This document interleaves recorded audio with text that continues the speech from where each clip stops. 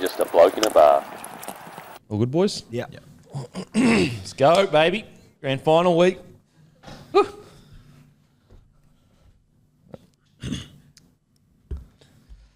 What is up, ladies and gentlemen?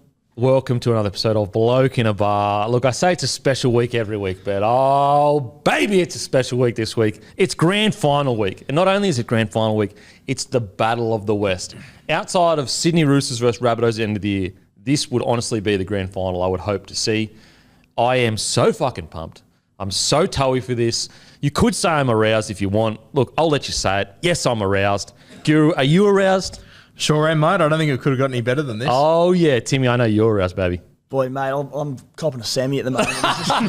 This is going to be one of the best grand finals of all time. I cannot wait. And Matty, fuck me, I know you're aroused. Oh, I need a bit more foreplay to get over the South game. Give me till Wednesday and Get I'll over be your aroused. ex. Yeah. Jeez, you're going to move on quick. Few days. You're a fucking heartless monster, Matty. Jesus. It's only Monday, mate. Look, I am super, super excited, guys. Grand final week. It's worked out perfectly. We've got a team that is third grand final. We've got the Para Eels, the longest drought. How ironic that the longest drought compared to a team that's made its third grand final. It's like almost a story like couldn't be more polar opposite. The Battle of the West, and what I love about it as well is like, you know, there's rugby league, but off the field, there's so much going on in those areas that the passion that is going to be like filtered through to the players is going to be incredible. I really hope that we get a grand final week that, look, I don't want manufactured drama, but I hope it's not super quiet and everyone just like keeps their head low and doesn't want to say anything to offend anyone else. Like, let's get crazy, baby. Let's make this the biggest fucking grand final ever. Especially, look, AFL, yes, they're ahead of us in many ways, but on the weekend, that grand final, holy heckers. That was tough. I watched about 10 minutes because I was like, this is not even a game. So this is a real opportunity for NRL. As I said, the AFL are ahead of us in many, like, they're just ahead of us. But it's an opportunity for the NRL to have at least a better grand final. Brought to you, as always, by Budgie Smuggler. Budgie Smuggler on the hunt for Australia's most ordinary rig. Entries close October 5th, and the top 10 will be flown to Sydney to partake in a pageant hosted by Hello Sport. 10K is up for grabs, half for you, half for your chosen sports club or charity. You'll also get a billboard in your hometown. It's getting warmer, baby, on the weekend. I could feel the sun dripping on me back.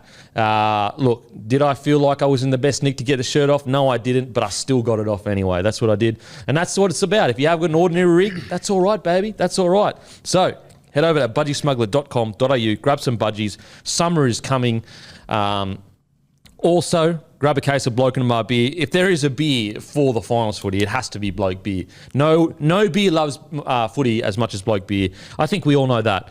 And our Bloke beer is a beer for blokes that turn up. So turn up to our grand final show at the Locker Room Hotel. That is right. Myself, Guru, Timmy, Matty, Hello Sport will be at the Locker Room Hotel. It is right outside Accor Stadium. You can go sit there, have a beautiful feed, have a bunch of beers, responsibly of course, and then you can mosey on into the grand final.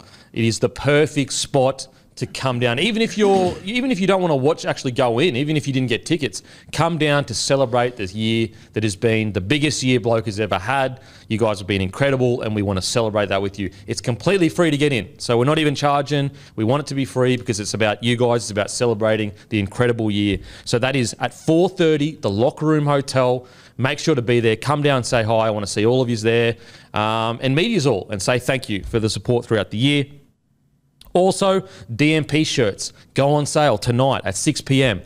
You saw the pictures of them. They're fucking hot stuff right now. 6 o'clock tonight. That is Monday. The DMP shirts with Hello Sport. It is a collab with Hello Sport and Bloke. 6 p.m. tonight.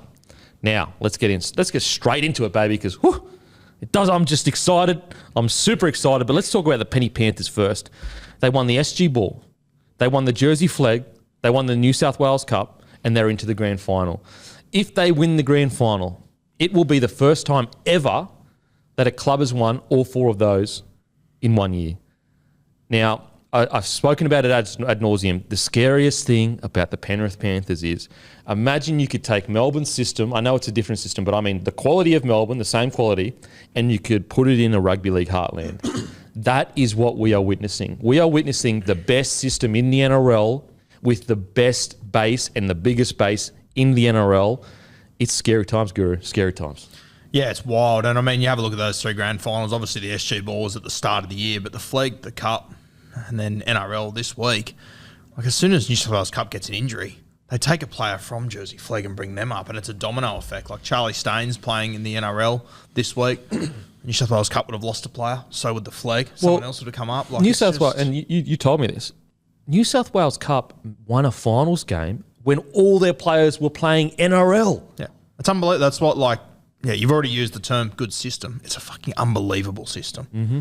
Like, to think how, and I mean, you've also got, like, whilst Penrith are still in this comp and they're losing players here and there, every other team they're playing, they've got a full squad to pick from. Mm-hmm. Like, the more you think about what Penrith are doing at the moment, the crazier it is, and they're all local. Do you remember who they played? I think it was the Bears, wasn't it? I think. And so that's Roosters? Yeah, Roosters side, yeah. So think about that, guys. They beat the Roosters with not even their reserve grade side. They beat it with the reserve grade side of their reserve grade side. They beat them with their Flegg side, yeah. Essentially. It's crazy. There would have been a few players sprinkled in there that were normal players, but... And, like, you have a look at that Flegg, the guy that kicked the winning field goal, Isaiah Katoa, he was the SG Ball halfback at the start of the year. Like, the hooker was the SG Ball halfback. They've all come from SG to Jersey Flegg and dominated that level as well. That's like a 2-3 year step up as far as age goes. And look, Dolphins fans, guess who got Katoa? Very good signing. So yeah. Dolphins got Katoa, guys, and he is a gun, an absolute gun. World Cup. Yep. Yeah. Timmy, what do you reckon? Yeah, incredible from the Penny Panthers, isn't it? It's such a win. Penrith's success is such a win for rugby league, in my opinion, because they've invested in these systems and putting them in place through, as you said, the heartland of rugby league, which is Western Sydney. They've also invested big time in Western New South Wales and country, rural regions, which has produced guys like Matty Burton, Liam Martin, Isaiah Yeo, just such integral parts of their outfit. So it's a win for rugby league in that I think there's got to be clubs that do similar and see this blueprint to success, and that teams can develop juniors and they will come through and you will get success at the top, as opposed to these methods of, all right, let's save money on development and just go and poach players elsewhere and bring them to our club, which is really detrimental to the game long term because you're not investing in grassroots. Penrith are investing in grassroots and it's helping them all the way to the top, and they're beginning to, well, they've got a dynasty happening as we speak. So it's just fantastic for rugby league. I think, and look, I apologise to Tigers fans, and look, I'm semi-new to rugby league. I didn't grow up with it. I don't know the history, all that kind of stuff. But that's when I see stuff like this, and I look at the Tigers, I think, like, you guys should be out in Campbelltown, the heartland of Campbelltown, and just doing exactly like Campbelltown, I think, is an even bigger base. And so when I see that and I look at the Tigers and they're currently based in Balmain, I go, why aren't they based out in Campbelltown? And then maybe they take a game or two. It shocks me. Anyway, apologies. I know we're not talking about the Tigers, but again, I just think that the Tigers are in the same position as the Panthers when it comes to potentially a huge base of a rugby league heartland that they could be completely dominating, and they're not. Well, they were for a long time, mate, and St Gregory's out in Campbelltown. I brought it up a couple of times, but I was fortunate enough to go up there just for year 11 and 12. And for years and years, it was such a stronghold in rugby league, still is in terms of popularity, but this school was one of the biggest rugby league schools in the country for many, many years, particularly through the 80s and 90s. Still is, don't get me wrong, but from long before when I was getting there, local kids in around the area, they weren't going to St Greg's, they were going out to Patrician Brothers Blacktown and out to these St Dominic's College and other schools away from St Greg's, which to old boys 20 years ago, I'd be sitting there going, like, what's happening? Because they're being poached by the school. So it's if I'm the West Tigers, I'm working with St Greg's and I'm saying, let's get all these players, let's get them to your school, let's develop them as people, as footballers, and get them into our system because they are Campbelltown locals. Yeah. And not just Campbelltown, but surrounding areas around there. We've seen so many good footballers come out of there, and as you said, with what Penrith are doing out their way, the Tigers need to just do the same around there. I really do. I think, look, I'm sure there is so much more. Like, it's not like there aren't intelligent people involved in the Tigers and all that kind of stuff. I'm sure people have had conversations about this, and there's a bunch of roadblocks as to why they can't. But outside looking in, I look at the Panthers and I go, that could be the Tigers. That could really be the Tigers. Do you think, like, are we looking at next 10 years? No, next 20 years. How many premierships do we think that the Panthers should win? I heard Matty Johns a few weeks ago say that he thought if it was less than 4, it'd be a disappointment. I think it's hard to argue with, to be honest Mate, with 10%. Over how many years? Next 10 Next or so. 10? Well, what? Cleary's 24. He's got another 10 years. Yeah. Otherwise, 25. They're going to have Including these this same one. Like, let's say they win this Include week. this one, if they win, If they win. Mate, even if they don't, if they were to win 4 in the next 9. And that's easy to say on paper and everything. Yeah. A lot can happen. And it would in a be week in rugby league, insanity let if they alone a decade. did. Yeah. But what's in mental is like, it's not out of the realm of possibility. Well, it's not. I mean, how many, like, the Melbourne Storm would have won 4 odd in 12, 17, 20. 20. So they got 3. 3 in 10 years. But they lost another, 2 grand finals in that Yeah. time? So- by a score. So Yeah. And put it this way, like let's say you counted the one they've already got, Panthers, and let's just say that they somehow get the job done this weekend, and you started from 2020, you've already done 2. they've got to win 2 in 6 all of a 2 sudden. in 6 years. Yeah. Fucking not. It's not like, mate. I say it honestly, I say it every week, but I want to know when was the moment, because this didn't they weren't like second or third, and like for example, you can see Parramatta Eels. You look at the Para Eels and you go, okay, they were fucking 16th. Brad Arthur comes in. They go really well. Then they have one really poor year. But then outside of that, he's just been better. So you can watch the progress. And Brad Arthur has been a big part of that. And he doesn't get enough. I don't think he gets anywhere near the raps that he deserves. They were the wooden spoon when he took over. Literally the wooden spoon. But you can look at it. Credit when due, boys, and it grinds my gears a little bit to say this, but you've got to give it to him. Phil Gould, he gets a lot of people offside, but he went in, was it about 7 or 8 years ago, maybe, that infamous 5-year plan. And look, the success is there, and we've just spoken about this Penrith dynasty that's beginning, and we think it's probably in the very early stages of it. He went in there, he owned it, he said, I've got this 5-year plan to turn Penrith back into the powerhouse that they once were, and look at the success. So, and there would have been a million people who were involved in making that happen. Hook to a degree. Anthony Griffin was there. There would have been general managers, CEOs, all that kind of stuff. Yeah, for sure. So it's, you've got to give the bloke credit for it. It is wild to think, though, that like the way they did it, as you said with Parramatta, you see Brad Arthur comes in. Like if you look through the timeline at Penrith, it's let Ivan Cleary go. Then bring, it's a crazy way that it has unfolded. That they let him go. His son then comes through the ranks and they meet up once again. But and the crazy thing is they only really brought him back because his son. You know what I mean? Like they didn't go, Ivan, oh, you're a really good coach now. They went, oh shit, we need to keep Cleary here. Let's bring Ivan back. And to Ivan's credit, I actually ran into him probably about, I don't know, a month ago. Oh, no, longer. It was Origin, just at the airport. Ran him twice in 2 weeks. And I congratulated him. I said, mate, what you've done is incredible. He was very humble and all that kind of stuff. But he's another guy. What's interesting as well, you know how we were talking a few weeks ago, Ivan Cleary, and we were like, looking back to that South Penrith game last year where it looked like Wayne completely dunked on him, and he came out and he said all this crazy stuff, and we're like, Ivan, where has this come from?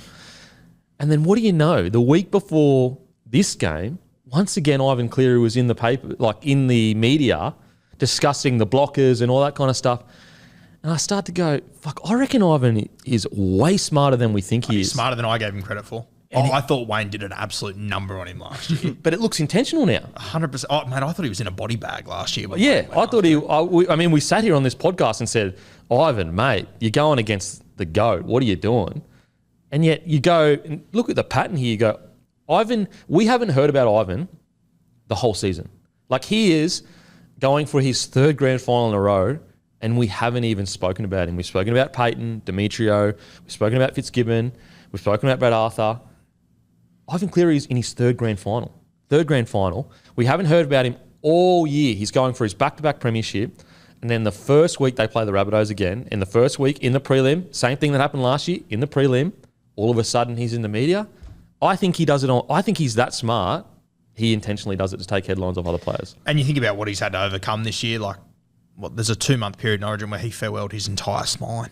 Yeah. They all went off. He sent off Toto. He sent Crichton. He was in hospital, for God's sake. He was in hospital, yeah. he wasn't there half blood the infection time. or something like that. He finally gets them all back together and he loses Nath for 5 weeks. Then he loses Jerome Luai with injury. Like a similar thing happened last year with them as well. They lost both their halves leading into finals. And it's funny. I actually I had Nathan after the grand final last year, and I went back and I listened to it the other day, and I sort of said, in hindsight, it was a bit of a blessing to have a couple of weeks off after Origin. He sort of went, just let me refresh myself. And that was with an injury this year. I mean, he hasn't had to recover for anything. He's just been able to get himself ready for this onslaught. And hasn't he prepared well? Oh, man. Like, we'll get to, I think we'll get to the preview, or at least in the review, we'll talk about the Panthers game because it's a really interesting one. If you looked at the second half, you'd go, mate, this team is unstoppable. If you look at the first 20 minutes, you go, what's going on there? Anyway, we'll get to it. But yeah, I just want to give a massive shout out to Penrith Panthers, all the staff involved, from the CEO down to the tuck shop, men and women. And honestly, as a kid, I didn't care about the CEO. I cared about the tuck shop woman and man. When she was giving me fucking those little lollies and shit for free, just sliding them under. Fuck the CEO. MVP. Yeah, she's the CEO of my life. I didn't even know who the CEO was when I was a little kid. It should be noted as well, like obviously they're in the NRL Grand Final, won the New South Wales Cup, won the flag, won the SG Ball. The only other thing they could have won is the Harold match, which they didn't. They lost a grand total of 2 games this year. They just happened to go out the first week of the finals. They lost 1 game before that. Wow. Yeah, So just amazing. If that's your floor, doing pretty damn well. Oh, fuck. And again, success breeds success, because what's going to happen now? If you're a young kid in today's environment, who is the coolest club to go to? Not the best, because they're the best. We all know that at the moment. Who's the coolest club to go to? It's the Penrith Panthers. Who has the coolest? And you guys know we know all about cool. We predicted Dill Brown being the coolest man in the country. We predicted that at the start of the year. I'm wearing the great Dill Brown shirt today. We Are the North. Head to wearethenorth.com.au or .co.nz. I'm not sure. I think it's .com.au. Grab some Dylan Brown merch. We the North. It's actually fucking hectic. I've got a jumper too. Anyway, it's a scary prospect. Again, when you add in, not only you're the best, you're the coolest. You are ingrained or ingratiated throughout the culture of young kids all across the country of like seeing Bizarre and seeing Luai, seeing Critter. I mean, even their fucking nicknames are cool. So that's scary. Special. It's That's fucking something crazy. else. So crazy times, and it's what's really good about it, Penrith Panthers as well. It's like that's a tough area with a lot going on. There's going to be so many kids, and it's getting worse. Which is, obviously we're not going to get into all the bad stuff that's happening out there at the moment. But there's going to be a lot of young men and women, but a lot of young men that will see rugby league as an escape from a lot of stuff that's happening there. So it's come at an important time. And it's crazy as well. Like you look at Nathan Cleary, he's the main guy out there. Like if you're a 14-year-old in Penrith right now, like by the time you make your first grade debut, you could still play 6 years with him at his peak. Yeah, crazy. And it's unbelievable. And like I know people don't like to hear this or whatever, but Nathan Cleary is Joey Johns to a lot of these young kids. It is. It's the truth. It's just like our parents, if we said, when Joey was killing it, if we said Joey, our parents would be like, you fucking serious? Sterlo is the man. My dad used to eat me alive for not saying Wally Lewis. Yeah. So it's the exact same thing. And it's before the same that, there thing. would have been same guys. Like yeah. So like it's a special time. Like they've got not only the best systems in the country, not only the best juniors in the country, they've got the Joey of this generation. Again, guys, I'm not saying he's Andrew Johns. Please relax. But to these young kids, that's who he would be. That's who he would be. So congratulations to everyone out in Penrith. Now on to huge news. Suoli'i picks Samoa. I guess want to get your general thoughts. I don't know what the answer is to this one. I really don't.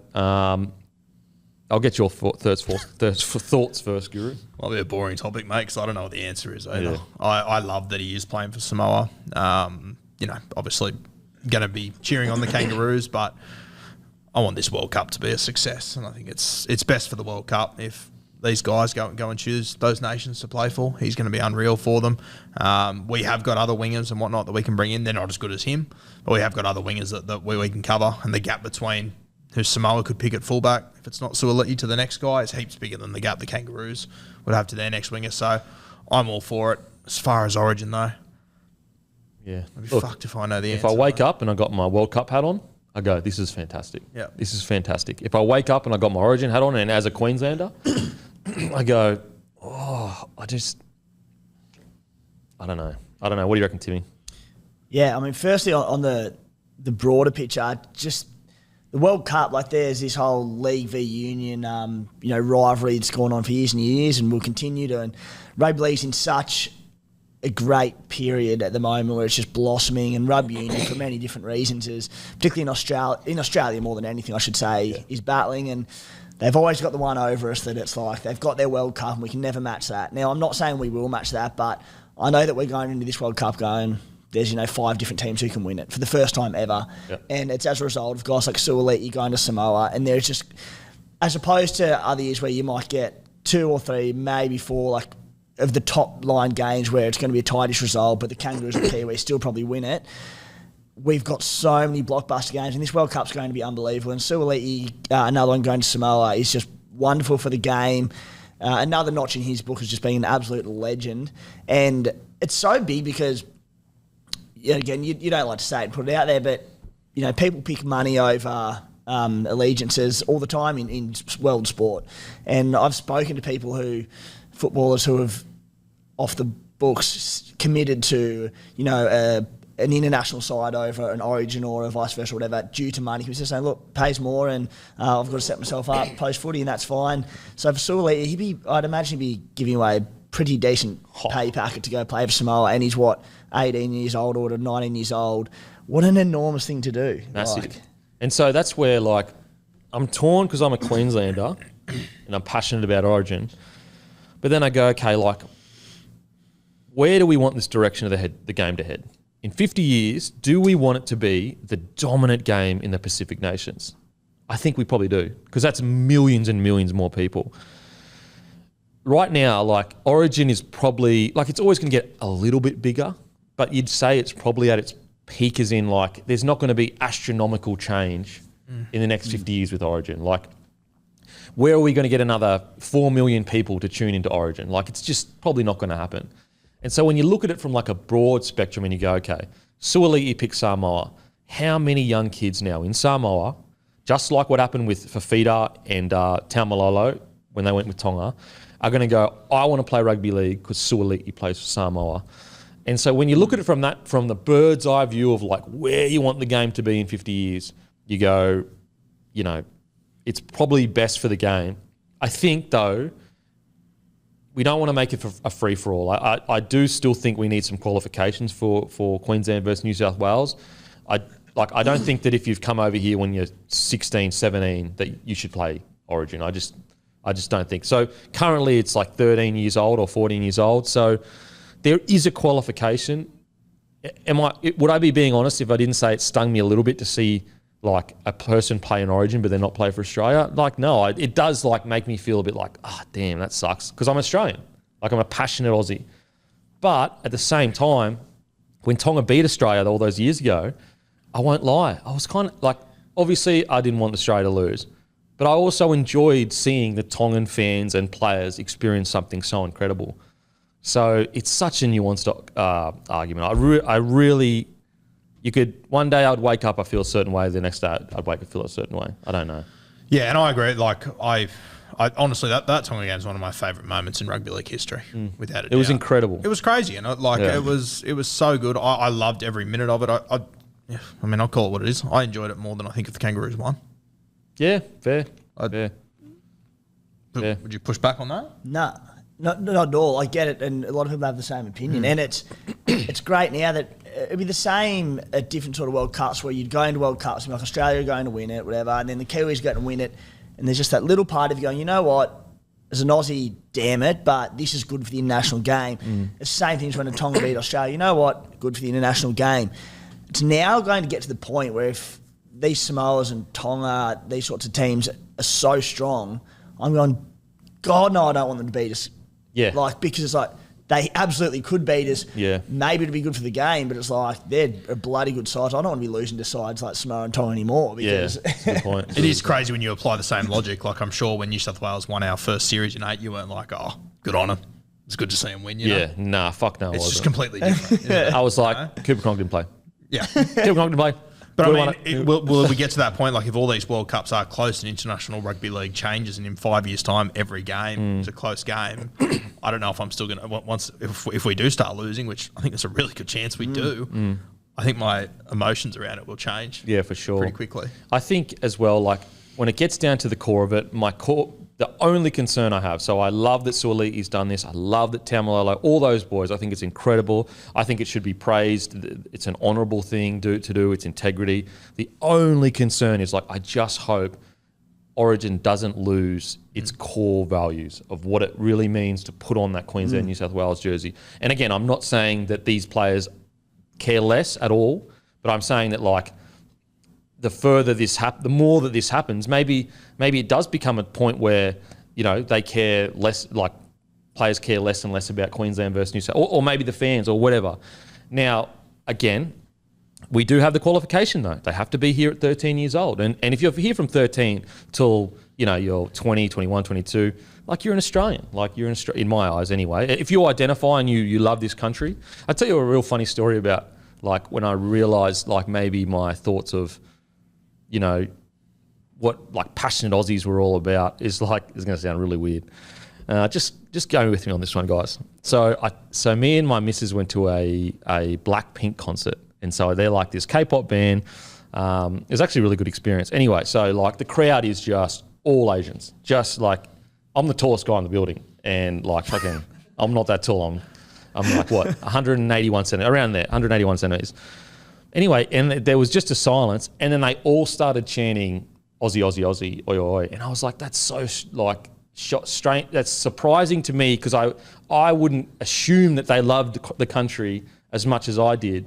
But they just love it. They do love it as much as I do, but just in a different way. Even though their heritage is obviously not the same as mine, that, you know, my grandfather's great-grandfather, blah, blah, blah, all that kind of stuff. And so that's where when people say, you know, these specific Islander boys can be just as passionate, that's where I go, you know what, they can. They love it in a little bit of a different way. It's as much, but it's just a different way. Yeah, and like I'm not so much worried about this over the next 5 or 10 years, but like in 20, 25 years' time, if we do get the International Rugby League to a level that we would like it to be at, you are going to then have kids that are growing up that are looking at, you know, a Samoan jersey as the pinnacle over a New South Wales jersey, which probably should be, to be fair. Like it is very it's great, I love it, but it is very backwards in rugby league that we have our state versus state rivalry is bigger than the international rivalry. Well, it's one of the only games in the world that does it. I'd be shocked if there's another game in the world that has it. Well, it's like, look, we have to ask ourselves this question. If you don't grow as a product or a business or a game, you die. You're like, you can never just sit there like that because eventually you die. And so we ask ourselves, as a game, and we're all rugby league fans here, if you had to sacrifice a bit of that origin magic to take this game to the next level in the next 50 years, would you? And again, you may not have to sacrifice that magic. I'm just saying that like that's the worst case scenario. You know, maybe we have to. I don't know. Origin is such a beast. Do you really think it's going to be harmed that much if half the players are playing for Tonga, Samoa? Like, is it really going to die enough that we shouldn't? Well, I think like what Guru said is like in the next 5 years or 10 years, like no, fuck, of course not. Like fucking no way. But like in the next 50 years, like could it become a back seat? And I guess in 50 years' time, there's a whole new generation that they're okay with that as long as the game is growing. I guess is what we're trying to say. I mean, like I just think that, and I'm sure I can talk for all of us growing up. Like for me, the New South Wales jersey was the pinnacle. Well, you can up Queensland. Yeah, but like the state of origin jersey was the pinnacle. When I started playing for 100%, put it this way. You know what's funny is when I played nationals at national for soccer. So obviously I was a Queenslander. What's bizarre is that rivalry was still there. We still, as Queenslanders, were like, fuck those New South Wales guys. They think they're better than us. They think they got all the flash gear. They're all fucking flashing that. And that's in soccer. So that's how ingrained it is. We're talking about soccer here too. Like, we get touched and we fall on the ground. But that, like, I just worry that if the international game does become the pinnacle, which hopefully it will, and it probably should, if it will maybe take away from state of origin. And mate, I don't think state of origin is going to fall off. Nah, no one's saying. I'm not suggesting that, but I don't know. We've just got such a unique thing when it comes to state of origin. That it's the thing that I like sometimes when I'm thinking like this, and then I see like maybe a younger generation, I wonder, am I just the older generation that is attached to something? And the younger generation is going, are you fucking mad? You don't want our game to be a world game. You don't want, And so maybe that is just part of us being, you're over 30, I'm over 30. Not yet, but that's fine. How old are you? 29. Oh, well, fuck. 30 on Thursday for those that want to reach out. So. Thursday, eh? Leave a happy birthday for the great Gurino. So, yeah, look, as I said, I don't know what the answer is, but I don't know what the process is. All I hope is the game is growing. The game is growing. That's all I care about. If it means Origin takes a back seat in 50 years' time, I'd be okay with that, as long as the game isn't fucking dying. That's what I care about. In saying that, how good would it be if these internationals in 10 years' time are at the same level as State of Origin? Oh. I don't know if it's possible to be able to do, because State of Origin is so unique. Watch Australia versus New Zealand. I know we fucking, don't get near Australia and New Zealand. Australia and New Zealand in Union. Like, I'll watch that, even though I don't really enjoy watching Union. And the spectacle of it all, there is something magical about that. Imagine if we could get to that point. Yeah, and imagine if we were good. Yeah. Well, like a great thought, like a thought experiment is like, imagine how good the Wallabies would be if they could have all the best rugby league players. Imagine fucking GI down the sideline in a Union jersey. Like, because the All Blacks, that's their number one. That's why they're so good. It's their number one sport. I wonder how good we'd be if all of our best players are fucking... Yeah, without getting into rugby union and stuff. Like, I've got a mate that I went to high school with who's in the Wallabies team. He's played 3 games. I didn't know he was in it until the second. No way. I had no idea. That's crazy. It's in such a rough spot, Union, at the moment. And you know what's insane? And I guess it maybe answers our question. We still consider it the bigger international game, even though we don't even know half the players that are playing in the Australian side. Well, I don't watch a heap of Union, but I would know more All Blacks than I would Wallabies. You know what? Me too, probably. Me too. So look, to be clear, just to wrap it all up, guys, I think this is fucking such a brave move from Suaalii. I commend him for having integrity like this, and I think also, the impact he's going to have on young Samoan kids. There's no amount of money that could pay for that. You could put a facility in the middle of Samoa and you could pay fucking $10 million to have it done. I still don't think that facility would have as much impact as seeing Suaalii to hundreds of thousands of young kids in that jersey for the next 10 years. So commend him for that. And as I said, when I'm with my Rugby League World Cup hat, I want everyone to play who they're passionate for, whatever. Put it again. At the same time, as an Australian, if this isn't the number one jersey you want to play for, I don't want you in the jersey. And that would be the same, if I was a Samoan, Tongan, Kiwi as well. So it's a win-win. If a World Cup hat on. So where do you sit? Obviously, Suaalii, like if he wants to play Origin next year, he'll be able to. I think so for now. I think Victor Radley obviously can't. Yeah, look, fuck. Yeah. I'm having a can of worms. Yeah. But where do you... Can I just jump in? Yeah. And you all agree, we've spoken about it 100 times. Suaalii and... surely no one's questioning Suaalii and Radley absolutely bleeding for their state as well as their country, not being Australia. I seriously have zero problem with it at all. Yeah. I get the point of maybe it's going to look weird if in a few years half of them won't be playing for Australia, but if that international game gets as big as it does in 10, 20 years, it won't be an issue at that time. It'll be 2 separate things, state and international. I just think we need to do it. And I mean, we have seen it before. I believe Tony Carroll, he played for New Zealand and played for Queensland. Brad Thorne had jumped from the All Blacks to the Kangaroos every second year. Was it Nathan Thien? Did he do the same? Or it was maybe PJ Marsh? Something. It was another hooker that did the same thing. So it's not unheard of at the end of the day. Look, I think if we're talking about fair, then Radley should be able to play. If Suaalii and To'o, Critter are allowed to play Origin, then I think Radley should be as well. Like you look at Tony Carroll, he played 18 games for Queensland, 5 games for New Zealand, 7 games for Australia. And is anyone saying that he wasn't? You played with Tunza. Do you think he would have handled it any differently?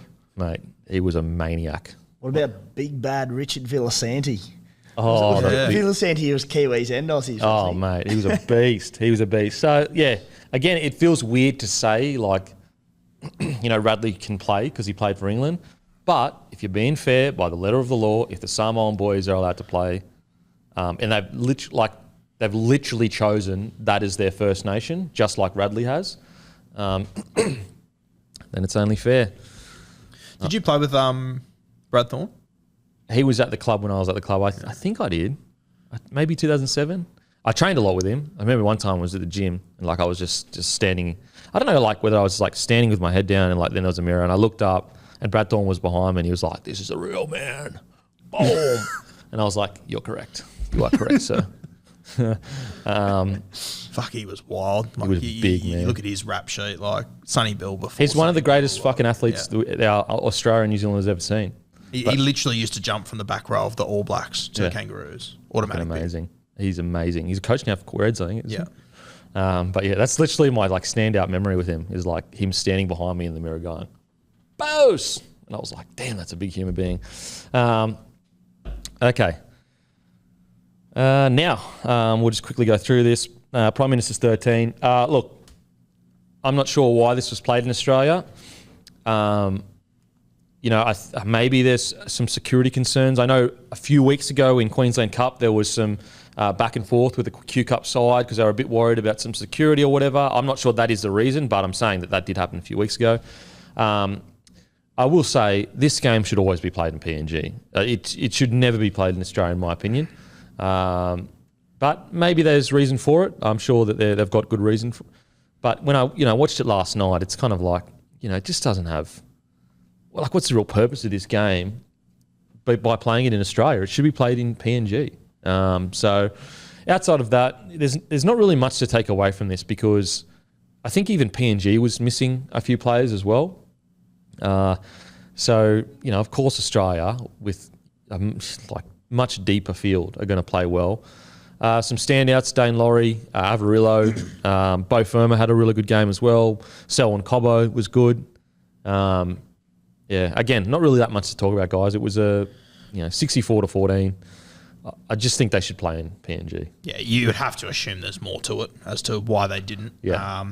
But yeah, I think the biggest takeaway for this is, young guys that get to go into this and spend a week with some of the older guys. Like if I was the Bulldogs and I had Avarillo and Burton in there and Max King getting to spend a week with you, Cherry Evans and these sort of guys, little positive to come out of it. And other guys like Jake Simpkin, Luke Garner, Josh Curran, Sammy Walker, all would have taken positive experiences out of it. But I'll be honest with you, I didn't know it was on until halftime. Benny Hunt was so good at number 9. Yeah. He's such a good hooker. That one where he jumped out and put Walker over. Yeah. He's just electric, isn't he? And he's doing it like I think after we scored like 20 points, it was like 24-0. They took a lot of the main guys off.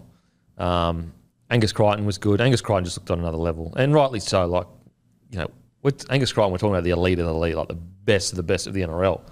But you're right. It's good to get them into camp and get a hit out or whatever. I just think that it'd be better if it was in PNG, hopefully next year. Now, are we happy with the suspensions from the weekend? So we'll talk about Kickout first. Copped a fine and he's free to play in the grand final. Now, just to be clear, guys, as well, I'm pretty sure grand final system is slightly different to normal footy. I think that's a good thing. I think, for Kickout to miss a grand final for that would be absolute insanity. And I know there's going to be someone that goes, well, hang on, what about Isaac Luke 2014, rah-rah? And look, 2 wrongs don't make a right, baby. 2 wrongs don't make a right.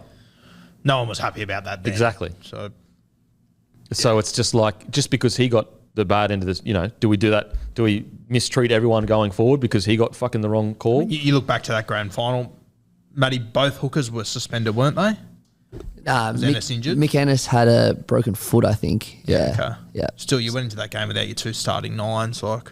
And you won this one. But I think it's crazy. Feel sorry for Isaac. Do you think it's crazy that Abby Coruscant was our hooker in the grand I final? know. Shit guy to bring in. He's now in his 3rd grand final.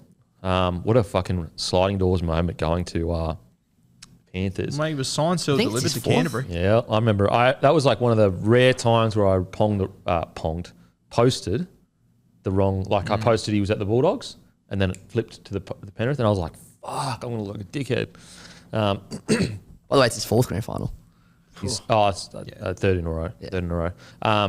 And it's like, Manly, what a sliding doors moment for Manly because they thought they had Nasi Fainu coming through, which he was a gun. So they actually moved Appy on.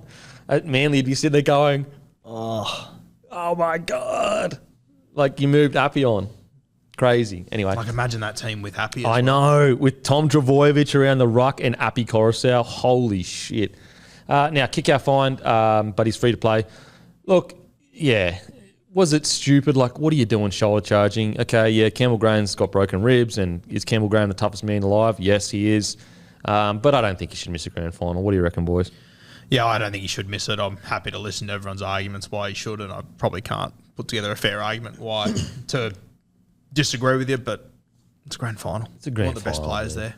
Like, did he? I've always said, like, for example, if Milne, like, let's say Rabbitohs made it, Milne's one, I would be like, no, he should not play the grand final, because that was like so egregious and so bad that that's where I go.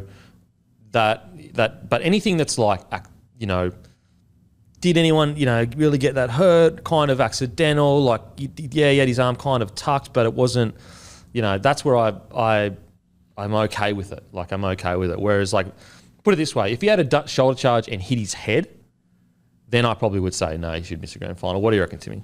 Yeah, the NRL made that big change mid-season, about June, around the grading of charges and punishments for around finals and Origin, and they had the separate representative sheets to what they did NRL in general. And the big one they did was that grade 1 and grade 2 charges, kickouts was a grade 1, but for certain charges that were grade 1 and grade 2, they'd push towards fines rather than match suspensions. And thank God they did. Like, I think it probably came 10 years too late, but at the same time, you know, they rectified it, they made the change, because to see him wiped out of a grand final would just be awful for the individual, for the club, I think for the rugby league fan who, you know, this is the stage where the game is watched by so many millions of people across the world. We need our best product out there, and we want it out there. So for minor charges, I think it's fantastic that they've made these changes to allow them to play, and absolutely Kickout should be playing in the grand final. Now, Taumalolo, looking at 3 weeks, I've got to ask you the hard question, Guru. If Cowboys make the grand final, does he get 3 weeks? I knew the question and I knew the answer. No, he'd be playing. He'd be playing. There's no... come on, guys. Come on. You know Taumalolo will be playing. There's no way the NRL is stopping Taumalolo from playing a grand final. What do you reckon, Timmy? Imagine the media circus around Oh, that. my God. Slater that year around his shoulder charge was just enormous. And then when you think about what the Slater one, like, there was no head contact at all. There's none, eh? It was just a shoulder charge trying to save a try. So, yeah. It's like, bruh, we're missing grand finals for that. Come on, give me a break. Taumalolo's, Hit his head. yeah, I think he'd have missed. He'd miss. I would have been absolutely gutted, but a late shoulder charge to the head, like, how do you sugarcoat that and get him off it? It's really, really hard. I reckon they would have found a way. I reckon they would have found a way. Yeah. How can you go from 1 week, like, suspending a guy next year to a bloke missing out? I know where you're coming from, though. Like, it was... Yeah, on paper, if it was round 7, there's not a hope in hell he's playing round 8. Oh, Round 9, yeah. round But 10, I even know where you're coming from in regards to, like, it was late, it was a head high, and you could make an argument it was a shoulder charge. I'm too big of a fan of Taumalolo. I'm okay with... I know I've got a bias where if a player there's not many players I don't like, but if a player I didn't love as much did it, then I probably would say, mate, there's no way you can play. I would let him play because I'd be like, screw it, it's a grand final. Yeah. I can catch on the best players out there, but I'm not on the judiciary, so I reckon they would have seen it differently. Imagine the circus. What do you reckon, Matty? You reckon the NRL letting him play? Absolutely no chance he would have missed the grand final. You know what? When it happened at the time, we were watching it, me and my mates at the pub, and we said it at the time. We're like, if Cowboys win this, he'll play. If not, he'll get suspended. Yeah. Didn't know it'd be 3 weeks, but... Well, in my notes, I wrote, he's lucky he's not sent off. It was late into the head. Oh, it was bad. Yeah. But... If it was prior to the changes coming in mid-season, they couldn't get him off, I don't think. But with the changes coming in... Because you put him at grade 2? Yeah, they put a grade 2 and they go, big fine. They could have twisted that. Yeah. So maybe he could have. Now, here comes a worse question then. Playing for your country means a lot. This guy changed the international game by taking a massive sacrifice, playing for Tonga. He's a huge part of one of the biggest victories in World Cup history, World Game history. Should he serve his suspension in the NRL, or should he serve it in the international game? Because now at the moment he's going to miss 3 games for Tonga. I know. I don't know, mate. I think Jared Rea-Hargraves, he's got a 5-week ban, does he, or a 3-week or something going into this World Cup. You see that he's allowed to use one of his suspensions as a New Zealand versus Leeds game, one of their trial games. It's a fucking farce. What is that? That is ridiculous. Like, if you're Tonga, do you just have a fucking random hit out? Yeah, I'm taking on the mascot Jets this weekend. Just have a random hit out and say, we're going to play. Footy. Yeah, game of fucking tag. I've always thought this. I reckon it should all be different. Like, for example, in Origin, if you spear tackle someone in Origin and it's worth like 4 weeks in the NRL, you should cop like a 1 or 2 match Origin suspension, but it doesn't affect your club. On the other side of things, if you get suspended for the Roosters and you spear tackle someone, you should get suspended for the Roosters games, but be able to play Origin. I think it should be completely different, but they should somehow like grade it where, like, if you get 6 weeks in an Origin game, you're not going to get suspended for 2 Origin series. I don't know. It'll be a complete overhaul, but I just reckon it should be different. And then states and clubs don't get punished for something they didn't even do in their game, and countries as well. The thing I'm just surprised about, I could have probably copped 2 weeks for Taumalola international games. Misses the first 2 games. You know, the first 2 games in the World Cup, like, there'll be a trial in there as well, so he'll only miss the first. He'll miss the first, really. It's 3 weeks that I'm like, whoa. If I'm Tonga, I'm scrambling to get a 100% warm-up game. Honestly, I'd almost play 2.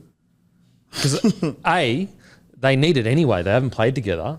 And B, then you got your best man that literally can win you the whole thing. Good to go. Surely there would be clubs in England begging to take trials against these sides too. Surely. Even, mate, I mean, you'd have to think so. Now, Milne, he's looking at 6 weeks. Look, I think this is fair.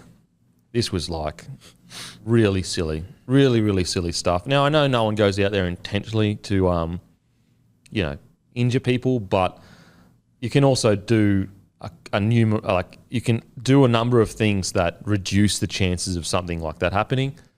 I think 6 weeks is fair. I think 6. What do you reckon, boys? Yeah, no, I agree. Pretty bang average from Tane, unfortunately. He's a good player, but he has got these things in his game. I mean, you have a look at this final series. He's played 3 games. He's been sin-bin twice and sent off once. He's a fucking winger. Like, it's impressive. If that was, like, put it this way, if that was a one-off and for the rest of the year he was just normal winger, I could chalk it up to it's not really part of his game, just happened. Yeah. But when he, being sent to the bin twice in a game, you go, he's clearly got a part of his game that is too aggressive and, it's not even aggression. It's just, it's dangerous. It's dangerous. It's dangerous for the people that he's doing it to. So it's the literal definition of going down swinging. Yes, like going out of the final swinging when your team's down by 12 points in an elimination final. There's 2 blokes on him anyway. He needs to learn too, because he's come so far in his career. Like he's been a journeyman for so long. He's fallen in and out of the game, and he can play Tane. I don't think anyone's pushing back on that. But then you get these little things that happen, and they can just be so costly. Like, he's going to miss an entire World Cup now.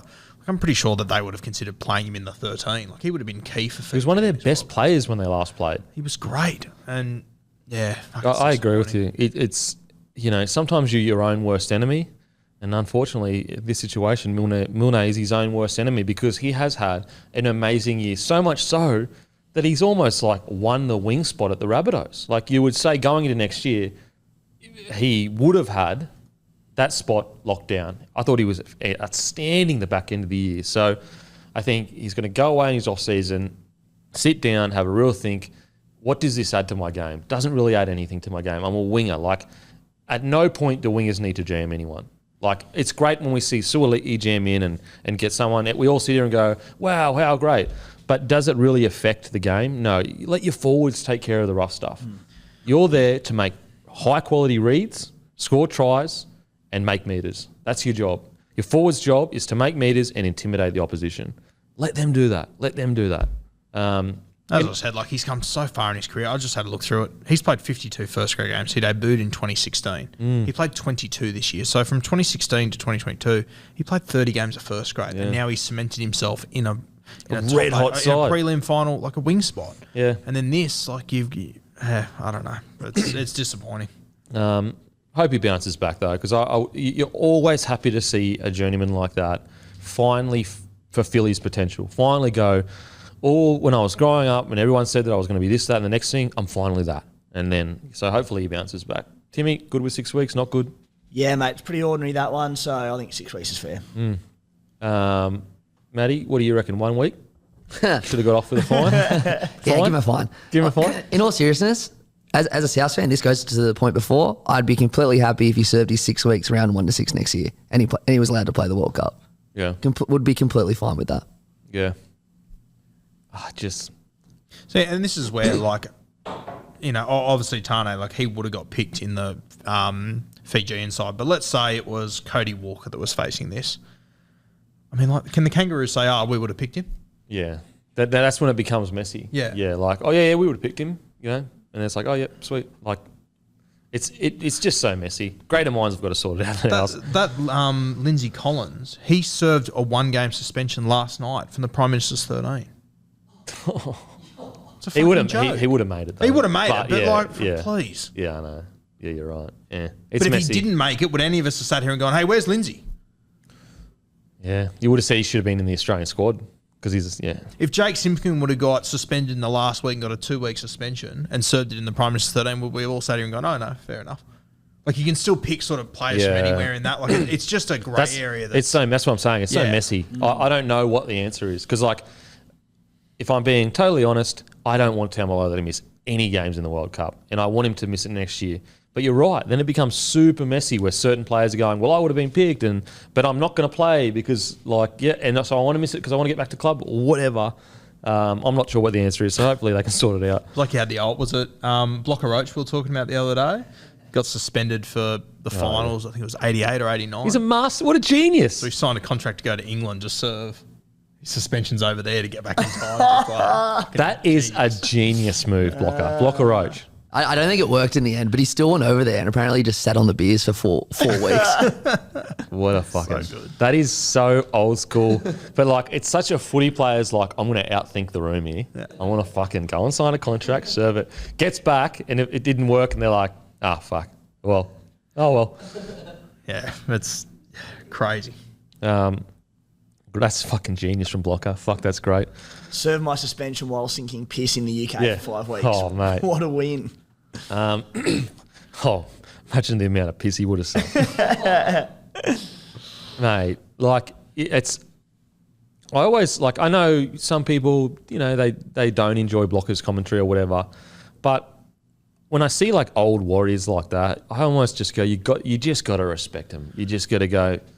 Mate, what he did in the era he did it, like, he has earned the right to do so much that, you know what I mean? Like, he just, what he did in the era he did it, and you go back and you look at the battles that he had in arguably the toughest era. Like, and then we're not talking about, like, tough of, like, he took some tough hit-ups. We're talking about you get dog shotted at any time. Like, so I again, I know some people, like, you know, struggle sometimes with his commentary or whatever. I think he can be quite funny sometimes. Like that, talk about an old-fashioned stiffy. That was fucking gold from the great Block. The other thing about Blocker, and I'll be honest, I'm not a huge fan of him on commentary, but, mate, at least he is who he is. Yeah. Exactly. Like, you can go and, I've just seen him talking in other interviews, podcasts, and just around rugby league. Like, he's the same person whether he's on camera or off camera. What I like about Block is, like, and I don't know him as a person, but to further your point, there's no malice in the... Like, he seems like a good bloke. It's just talking footy. That's his opinion. You agree with it or not, fuck, whatever. Breaking news. Not really news because we all knew it was going to happen. I'll make a post now. Raiders have re-signed Tapine until the end of 2027. It's just become official. Is Des just move or what? Speaking of good old-fashioned stiffies. Jesus Christ. Settle down over there, mate. Timmy. Hey? Fucking hell. Anyway, shout out to Block. Cheers, mate. Cheers, Block. You fucking legend. I remember when my first year at New South Wales Rugby League, we were up in Port Macquarie for under 18s camp, and I came late. I was like with the staff, and it was like my first time like being with all these people. I was so keen, but I came late with Blocker and Paul Sirenen, so I had to go in like a beer round with them. Oh, holy! Didn't survive the night. Didn't even survive the first few hours. I'll tell you a funny story. So, Block, they're on a podcast. I don't know who it was with. I think it was Matty Johns maybe Paul Kent, and they were reviewing like my match-winning try against Para. I heard this, yeah. And he goes, Locke goes, mate, what an effort by Denon. You know, he wasn't really the quickest winger, but he got there in the corner. And I'm like, speed was literally my only fucking weapon. Like I was like, speed was it. That's what I had. But that's what I mean with like, you know, he's given me a rap. Like it's not, he's not doing it maliciously. He's just, he doesn't. He's just talking about the try. Yeah, it was great. I got there. I remember listening to that and writing a text to you and then going, oh, fuck it, he's going to hear it a million times anyway. Yeah. Oh, I got it sent. It got sent to me everywhere. Like, hey, what about Block? Reckon you were slow? I was like, bruh, literally one state. But yeah, that's again, that's what I mean. Like, there's no malice in Block. And one thing that I sometimes does frustrate me though is like, people should respect this man. Like, they should respect this bloke. He's fucking been through it. He has every right to have his opinion on anyone in the game, because he fucking earned it with his blood and his sweat. And that's sometimes I feel like that gets lost in today's kind of rugby league community. We don't respect the forebearers enough. People just talk shit about anyone. It's like, you know, you're fucking talking. This guy's a fucking warrior. Anyway, it's just my little rant for the day, boys. Corey Thompson. Actually, we'll speak about Tapine, and then we'll get to Corey Thompson. The reports are around $850K a year. Timmy, what do you reckon about that price that's being reported? Yeah, look, I think I suppose he's worth it on what he's done this year. He's, you know, arguably the best prop in the game. He carried the Raiders to a top 8 spot. I mean, I think he'd probably get around that money at numerous clubs in the NRL. My personal attitude towards, I think I've said it before, but I don't like signing front rows on big money. Tapine has been really good for those for a number of years. This, and particularly the back end of this season, was the only time he's had that form that you've probably gone. He's an $850,000 a year winger. So I wouldn't pay probably any prop in the game that much money. You know, maybe a Haas or Lolo's playing up front at their peak, sort of that money. But I personally think it's too much. But at the same time, we spoke about the Raiders, was it last week or the week before, about them struggling to attract big names and whatnot. So it does mean we've got money to spend on probably positions that other clubs wouldn't. And Joey Tapine's been the recipient of that due to an unbelievable year. I think you'll find that, you know, he'll be a bit of a bolter for a sort of top 3 or top 5 in the Daily M's this year, because those last 10 to 12 rounds where he was nearly our best every week, the only bloke probably stealing any Daily M points off him might have been Hudson Young. So, look, absolutely stoked as Raiders for him. We've got him. Maybe he's a little bit overs, but at the same time, if he can continue this form for a couple more years, you're going, well, you know, we know he can play up to that price. Yeah. No, I agree. I think if he keeps playing the way he played this year, it's $850K. Is a good price. I agree as well. There's a bit of a Canberra tax there.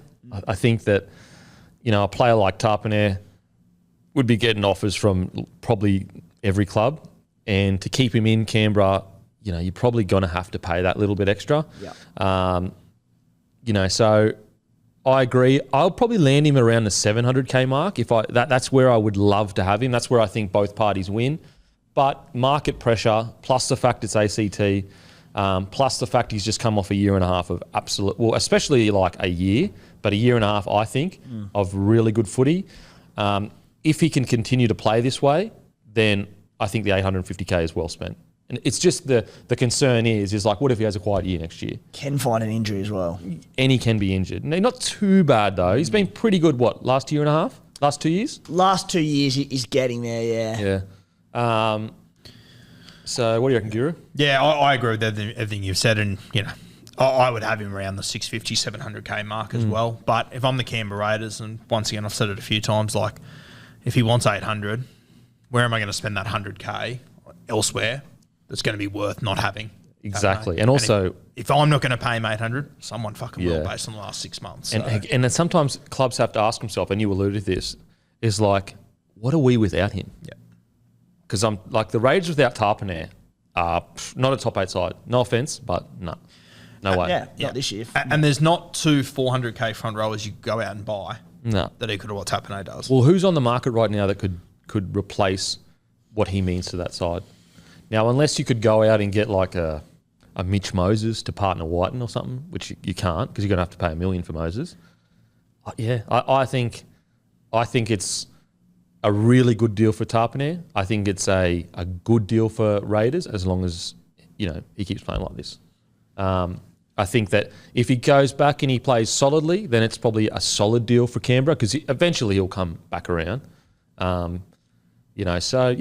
Great deal. I think, if you take the money out and the fact that they re-signed him and they got it done without a massive hoopla and all that kind of stuff, we have to remember, guys, this is a guy that, it wasn't seeing eye to eye with a coach only 2 years, a year and a half or so ago. Now all of a sudden he's signing 3-year deals? He's signing a 5-year deal. That's incredible for the club. Yeah, incredible for the club. So massive congratulations. I think also Papali'i will free up the cap in 2 or 3 years. I think Papali'i will probably move on. Not that he wasn't incredible in the final series at all, but what's he, 32 now? Man, and he has one of the greatest Raiders of all time. Boom, said it. There it is on the table. You can say what you want, do what you want, don't care. The Dolphins will sign him in 2 years for 1.2 mil, I reckon. Yep, be good signing too. Great Papa, the big fella. I'd love to see him over in the Super League just fucking charging up the middle. Just get your cash, big Papa. You've earned it. He has been so good for so long now. And he had his own, things that he went through when he was a bit younger. Yep. I think he's the perfect guy for Tapine to learn off as well. So, great stuff for Raiders. They've both followed, you can talk about them all, but a pretty similar career path. They both started on the edge, moved into the front row and became the alphas at Canberra. Both had shit haircuts too, which is a good thing. The 5-year deal is an interesting one for that much. I think the Taps. Was it 5 or 4? I think it's 4 because 4 is it? Okay. It's 5 if you include 23. But I think it was contracted. He's already on contract 23. Yeah. So it's a 4-year deal. 4-year deal. Yeah. And so 850 would start basically when does Papali'i come off contract? That's interesting. He's got to finish his career there, doesn't he? Surely. He's got to. He's one of the greatest Raiders of all time. You would think so. It won't happen now because of who they've signed, the Dolphins, but I just thought that potentially that bit of a Bennett Papa connection from Origin. Papa, big family man, grew up around, I think he's a Brisbane boy. Logan, so up around there. I thought Redcliffe would have, I saw him going there as a marquee player, but with the signs they've had, it won't happen. So hopefully that allows him to finish his career. He's been at the Raiders. I remember when he signed as about a 16-year-old, 16, 17 through Harold Matt's SG ball. He's been at that club for, 15 years. Yeah, it's incredible. This is interesting. He's signed 22, this Papali'i, 22, 23, 24, and then 25 is a mutual option. Interesting. Jeez. So I reckon what the Raiders have done is that, he signed 24?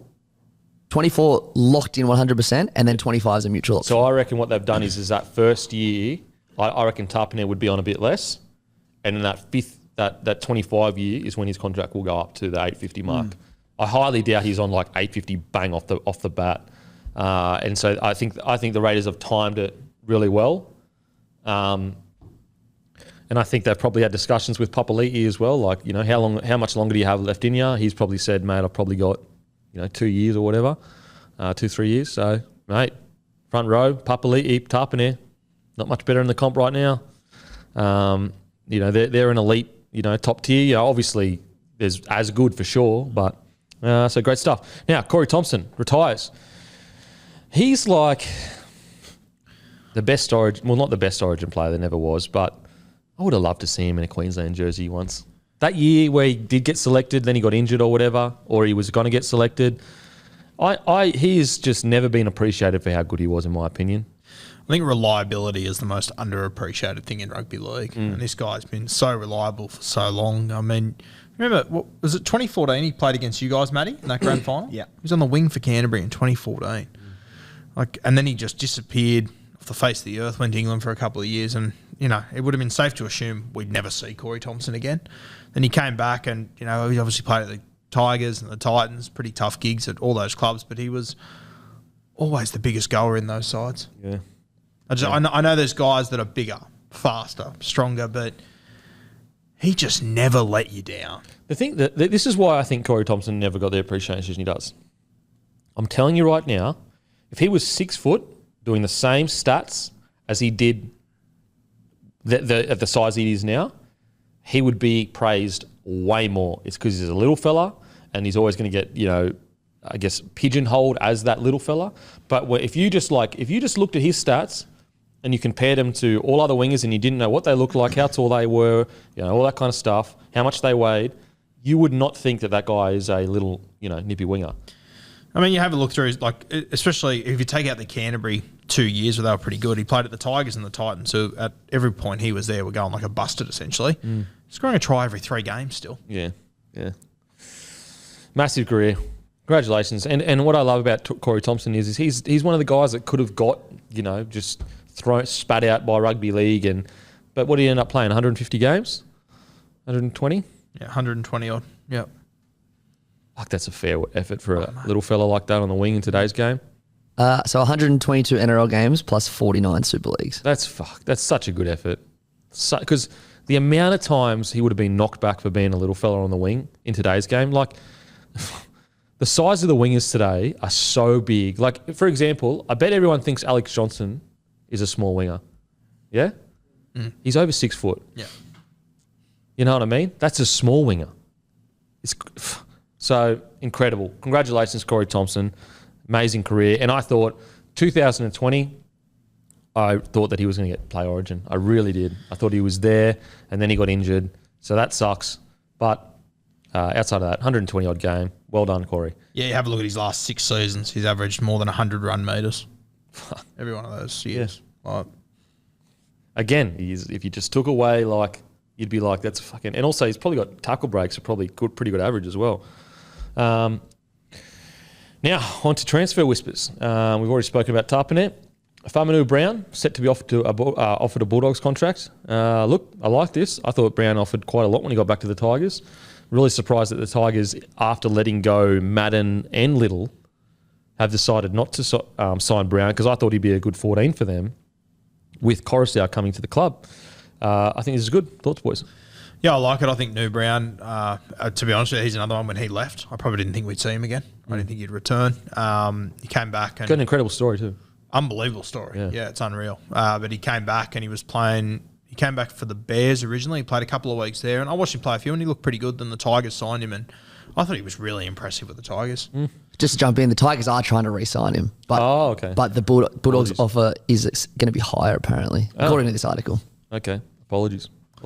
I think he'd be a good, cheap get for any team in this competition, worth having to jump in at 7'6". I think he played a couple of games at the Tigers this year at 13 at the back end too. Yeah, the back end, I think he did. Yep. I think he suited 9 better. Yeah, for sure. Yeah. I think he is a 9, but those sort of guys, they're very valuable to have in your side, and we've obviously seen he seems to be a very good fella as well to have in your club. You look at a team like the Parra Eels, they're dying for a specialist 14. Yep. Like they would them with a specialist 14. You're going, holy heckers. What do you reckon, Timmy? Yeah, it'd be a really solid. It'd be a depth signing realistically, because Reid Marnie's an 80-minute hooker. Fuck, hasn't he? But the doggies must be watching going, we got a fucking grand final hooker. So he, if he does end up at the doggies, I think realistically he'd probably be a bench utility at best, and that's no knock on him. It's just that Marnie's an out-and-out 80-minute hooker. Be fantastic for the depth of the club. If anything did happen to Marnie, he could slot in and do a really solid job. So yeah, don't mind it at all. And again, just to be clear, guys, this is a transfer whispers. So this is just all, what's in the rumour mill, what may or may not be happening. This is not confirmed at all. Now, reportedly, Hunt and Dragons are around 100,000 apart from getting a deal done. If that is true, then you basically lock in Hunts and Dragons. If it's 100K, I highly doubt he's going to leave that club over 100K. It's interesting too, because I wonder who put that report out there. Was it the Dragons to put pressure on people going, mate, it's just 100K, you've had to be on a mill the last few years, or is it, Ben Hunt's management to let everyone know he's not being super greedy? It would be really interesting to see who threw that out there. What do you reckon, Guru? There's a motive from whoever's done it. 100%, because it's very specific. Weirdly specific, yeah. I mean, if it is true, 100K, I think the Dragons, chuck him 150. He's worth it. Mate. What are you with? Again, it's like the Tapine question. What are you without him? Yeah, I think he's just had his career best year. 10th, was it, for the Dragons? Yep. He's asking, and this is just reportedly, but he's asking about 800, 850. So it's not like he's asking for 1.2. Yeah, and then the vast majority of the rest of your spine is young guys who need a leader like him. So he's, his career will finish in 3 years, but you'll still be paying dividends from it in 5, realistically. Yeah, I think, and I said at the time, these are one of those times where you've got to throw the rule book out, throw the management system out, throw out all the business-minded, we're a business and we're going to fucking get the best deal possible, and go, this bloke come to us and said around 800K, let's meet him, boom, right there. We appreciate the fact that you've dropped about 400,000. That's around your value. Let's do it. What do you reckon, Timmy? Yeah. If he left the Dragons as a result of 100K, and not saying that's going to happen, it'd be the biggest debacle in St George history, because as I said, they're nothing without him. He's just one of the very few bits of star power in that side. So particularly if you're right and he's asking 850 or something, that's a steal for Ben Hunt. Mate. And that was like, I'm pretty sure, like not necessarily confirmed, but the journo saying it was like basically saying they'd spoken to his manager. So it wasn't like, well, put it this way, like that doesn't just come from nowhere, that he's asking for 850. Like, what does a journo gain from making that up?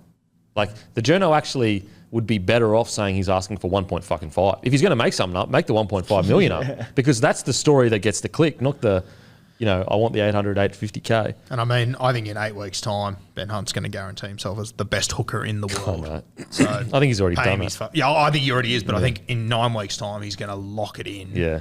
And then all of a sudden, 800K, Ben Hunt could be asking for more after that. So, yeah, it's hopefully the cookie crumbles in the right way, because, mate, if they lose Hunt, it is like the bad press that is going to generate. Holy heckers. If you are the Dolphins, for example, reading this, and it's 100K, if it was 800K, like what? How much would you throw at Ben Hunt today to blow the Dragons out? To get him? And like basically saying we're not going to buy Munster now? I guess it depends what's happening. I'd definitely offer him 800K, that's fucking for sure. Like, for sure, Jesus. yeah. If I was the Broncos, I'd be offering him that.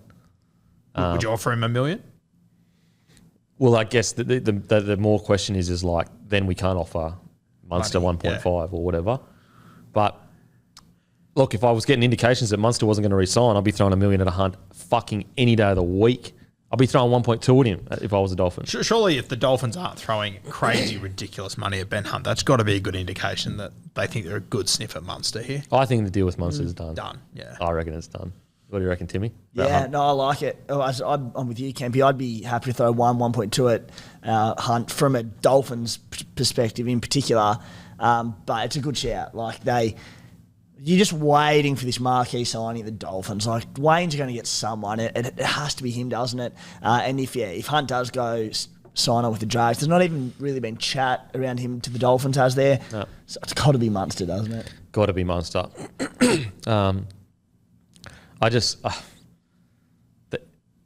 He already would have signed with the Storm.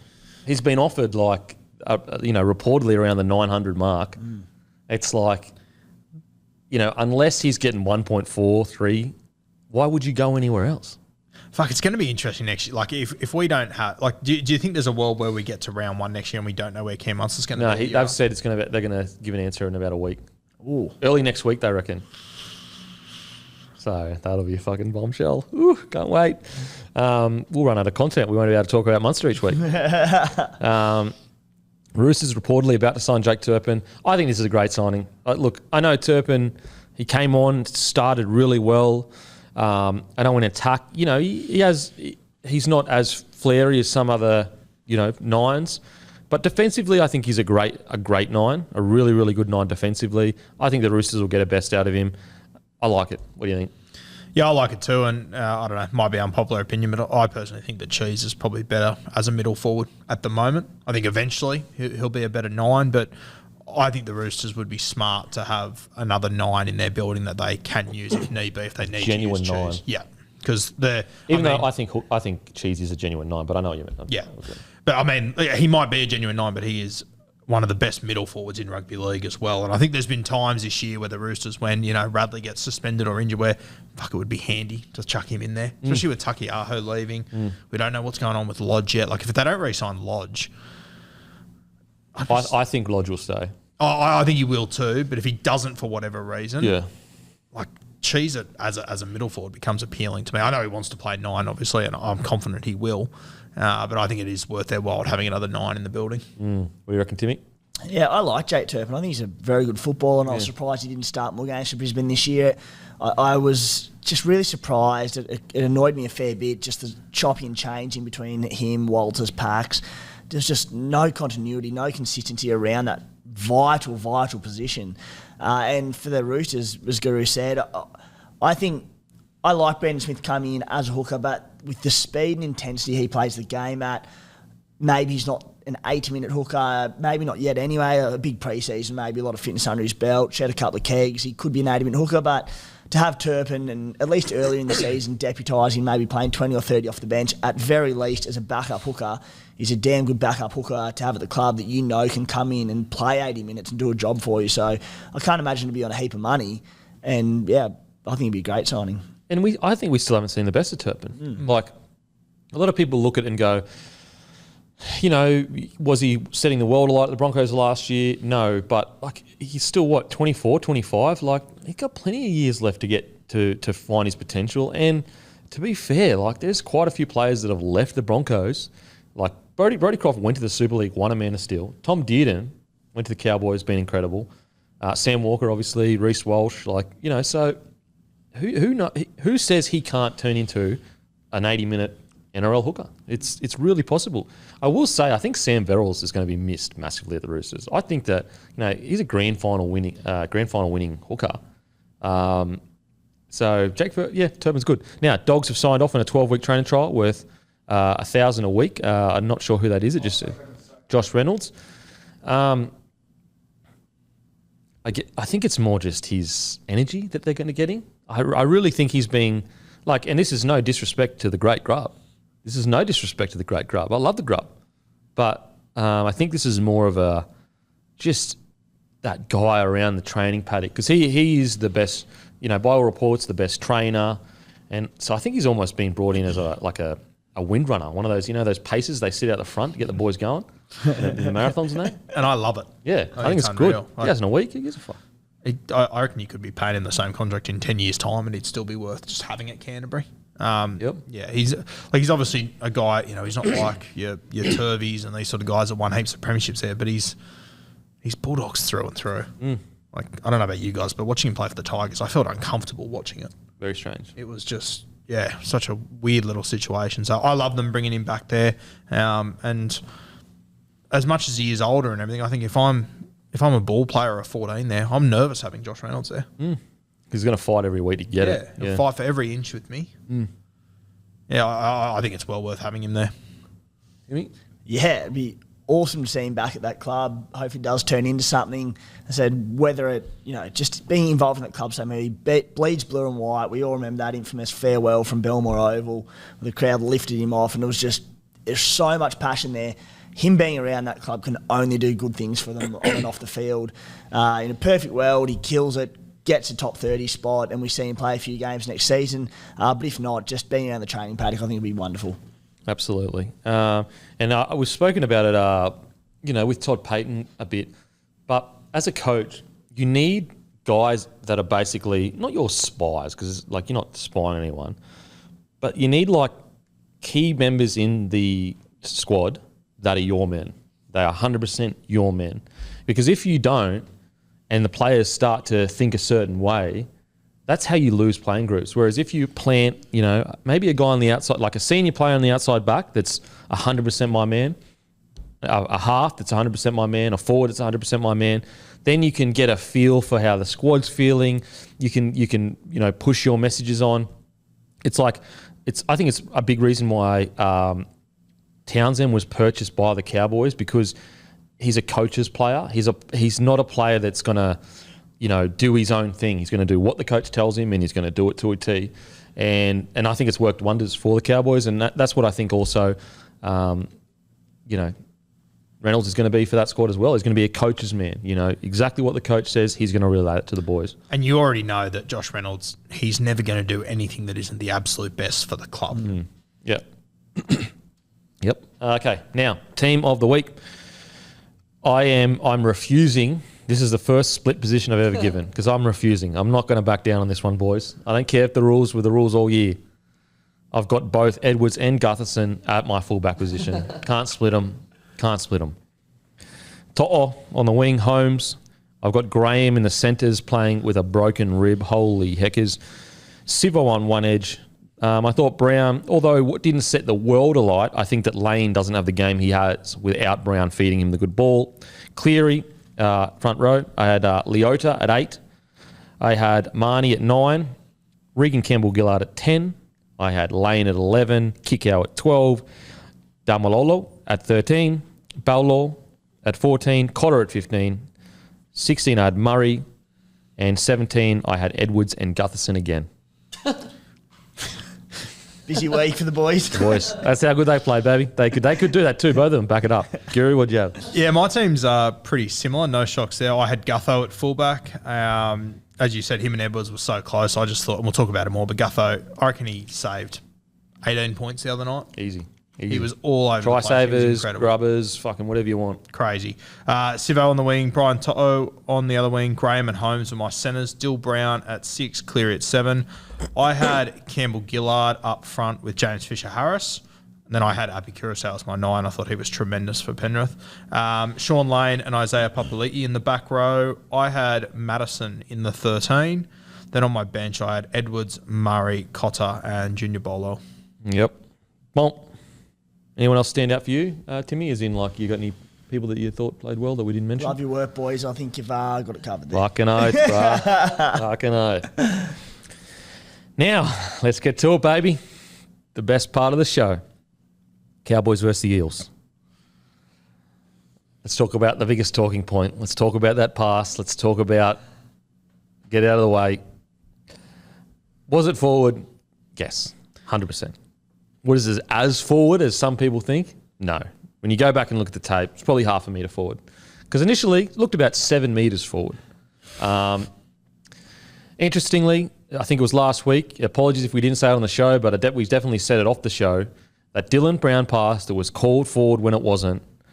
I'm pretty sure we said on the show, calls like this are going to happen in a fucking big game and they're going to change the course of a game.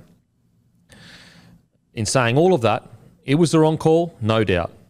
The Cowboys still put themselves in the position to win that game.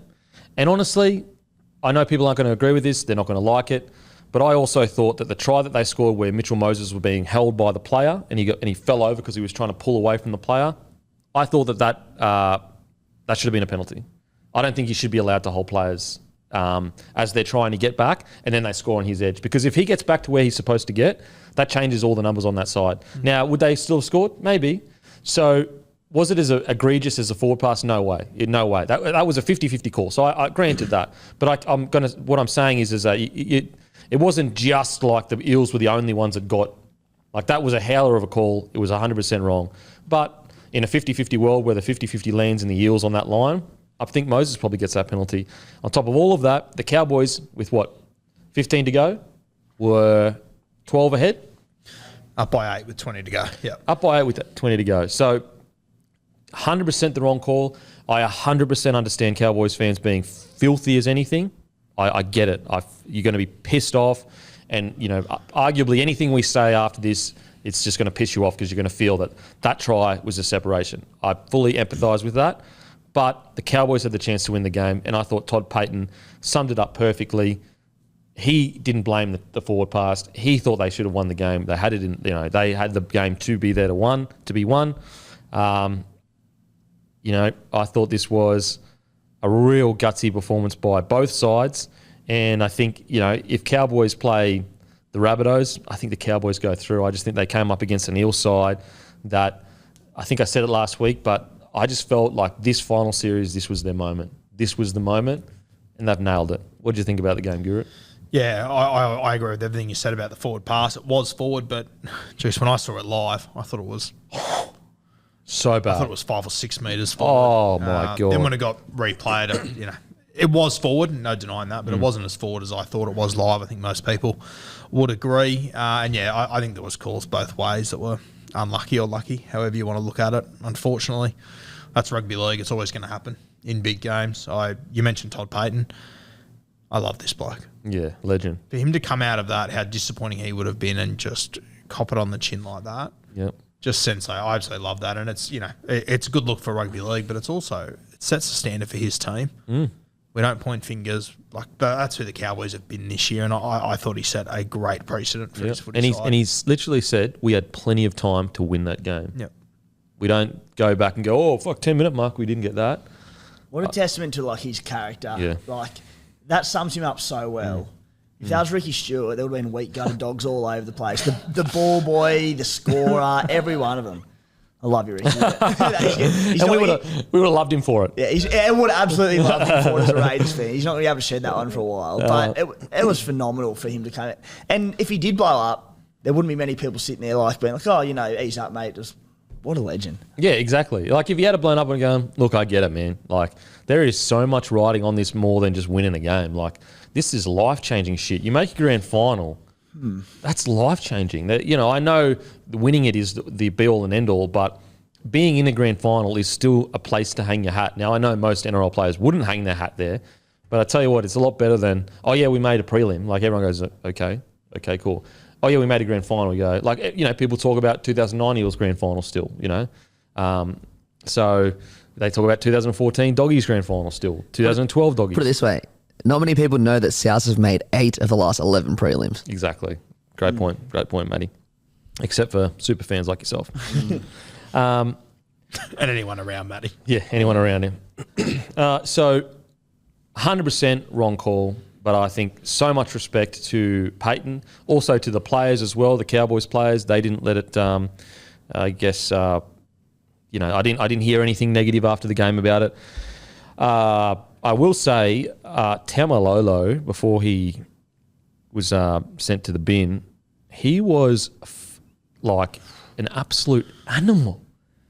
He bumped Papali'i twice. No, it wasn't a winger, it wasn't a halfback, it wasn't a little hooker. He bumped Papali'i on his back. So Papali'i was doing these ones, falling on his back. That, you've never seen that before. Twice. Not just once where he got him off guard. Twice. Oh, mate. I can't believe how good he was, Tamalolo.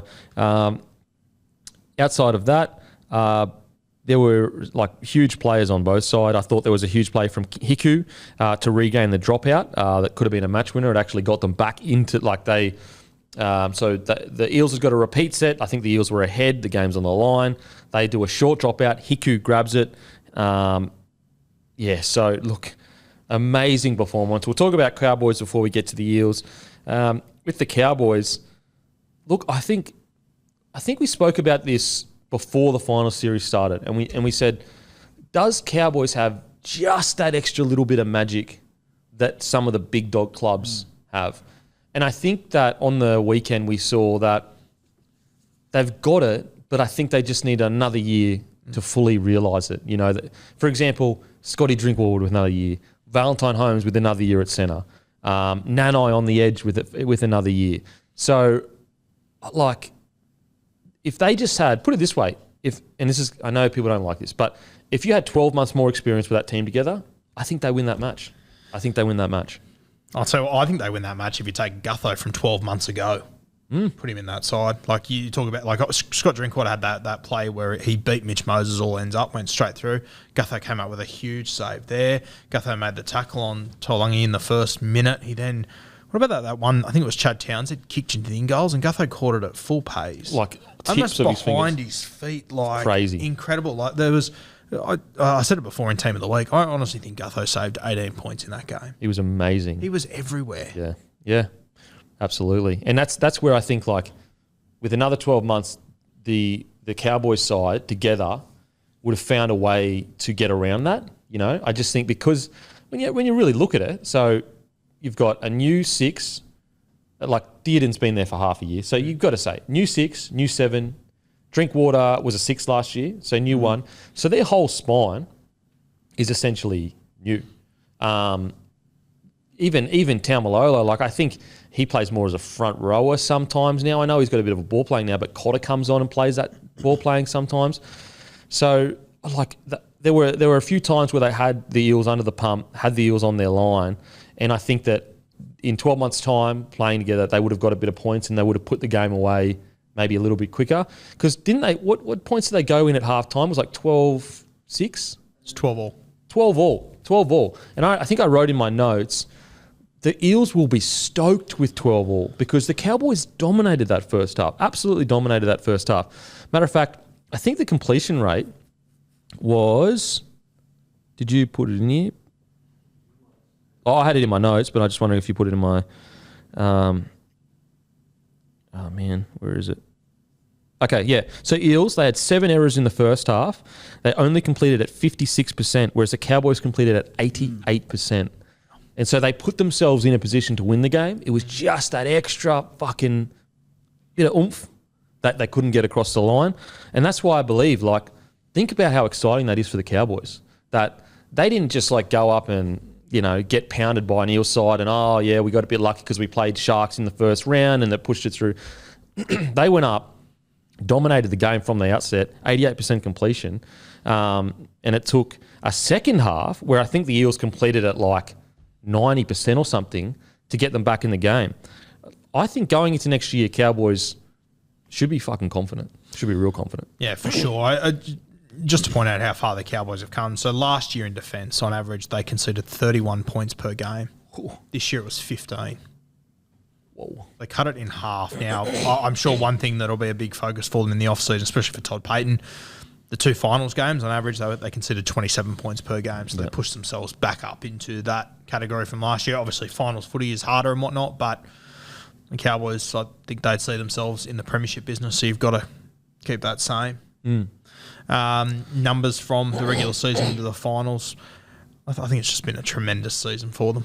I know they're disappointed now, but like, I remember sitting here in the pre-season with you thinking, if they finish 13th, that's a good effort. Finish third. Mate, I honestly, I thought around like 10th, 11th or 12th was a good effort. They have proved everyone wrong. I don't care. There is not a single person outside of a diehard fan who, you know, if your bias is so strong that, you know, you can't really measure that hard, what your prediction was. There's not a single fan that would have predicted that they did what they did this year to get to a prelim final, and they were 4 points within a win. And also, they had the Eels shot in that last 5 minutes.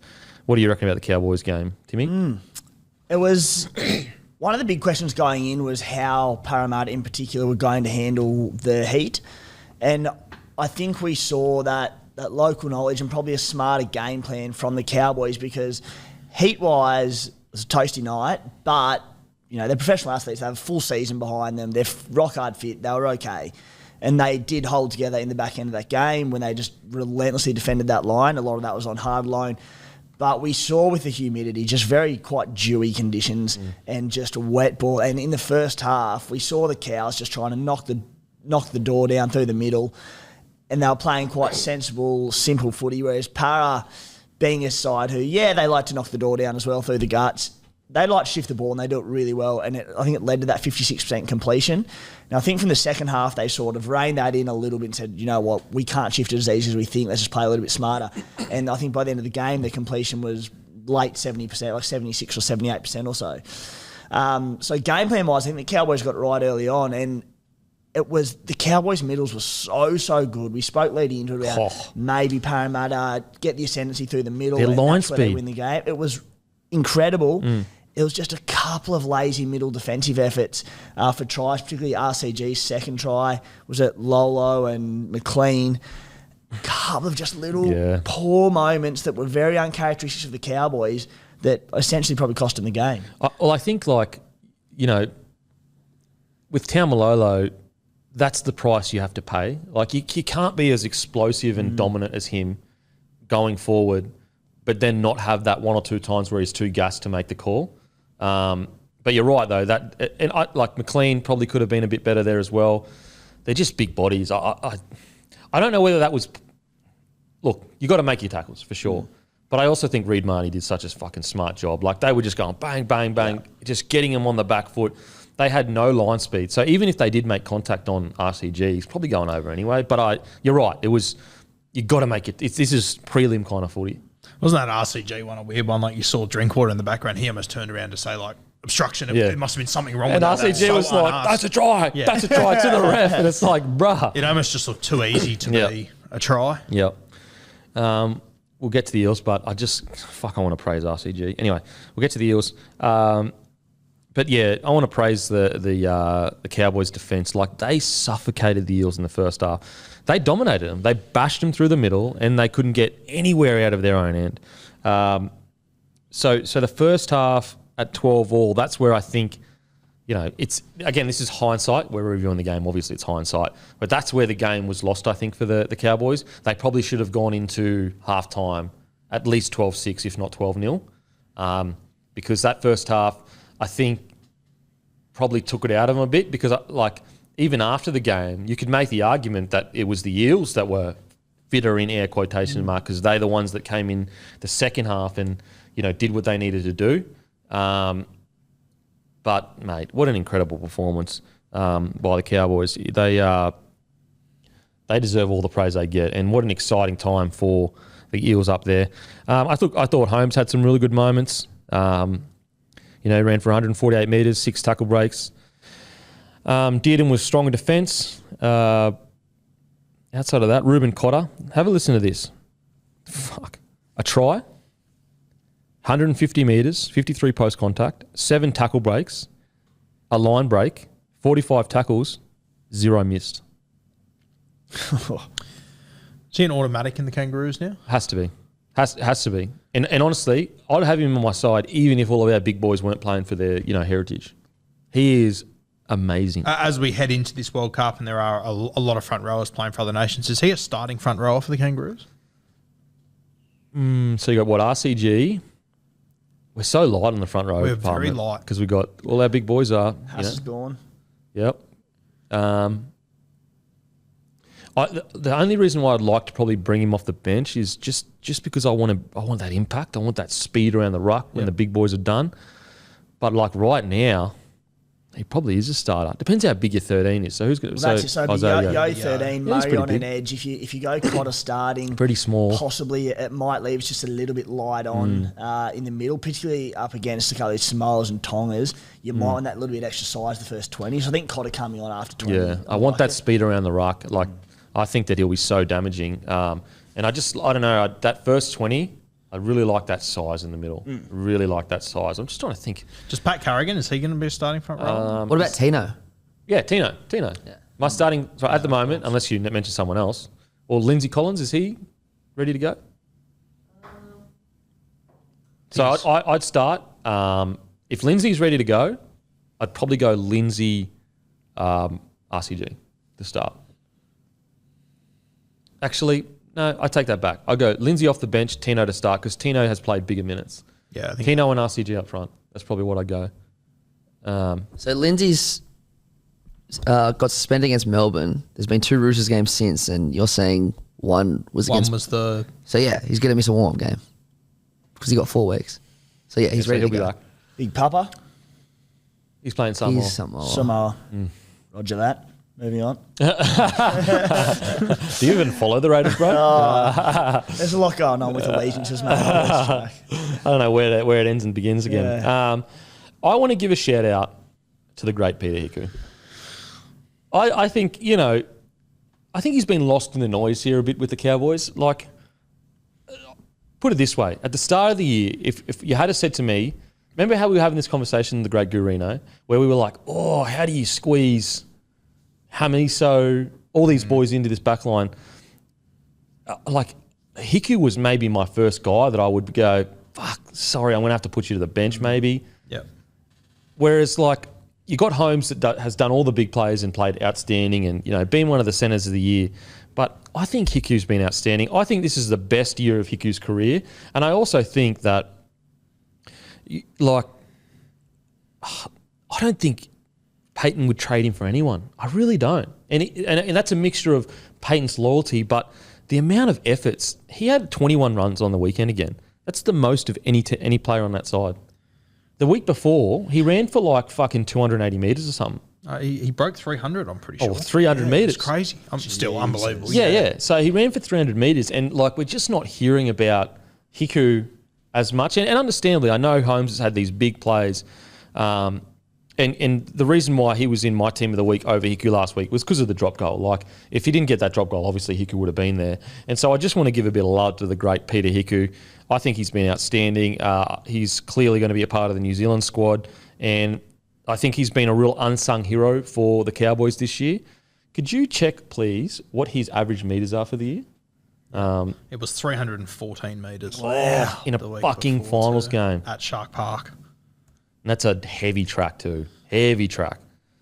So all love to Peter Hiku, baby. All love. What do you reckon his average running metres are? 150. Yeah, 157. Fuck, that's good for a centre. That's unreal for a so centre. good for a centre. I wonder what the best average is for a centre. be Talakai. Be Talakai. Yeah. What He'd- can you he'd check? Be close to 200. Could you check his, please? He'd be about 100. Let me guess. 100. I'm going to say 175. I reckon. What do you reckon, Timmy? Quickly. I was going to say 176. I'll go 180 then. I'll go 180. You got 176. Talakai for the season, 176. Wow. Oh, He's got it up. No, I do not. what a guess! No Well, Googling, I swear. I said 175, so I was close. That's a great guess.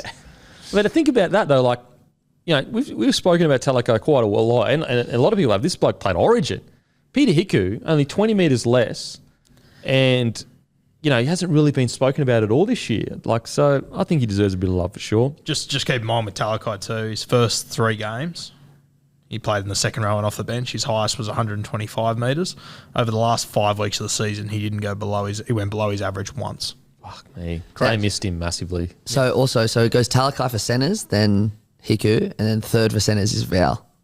Oh, okay, so Hiku's second. Hiku's second. Yeah, wow. And Val's third Wow. for centres. That just shows you, man. It just shows you. He's had an incredible year. Unbelievable that there is 20 metres on average between first and second. Yeah. centres. Yeah, jeez. Not taking anything away from Hiku, but that's Yeah. just crazy. Yeah, Talakai, incredible. And look, wow, the Sharkies missed Talakai. Wow, they missed him.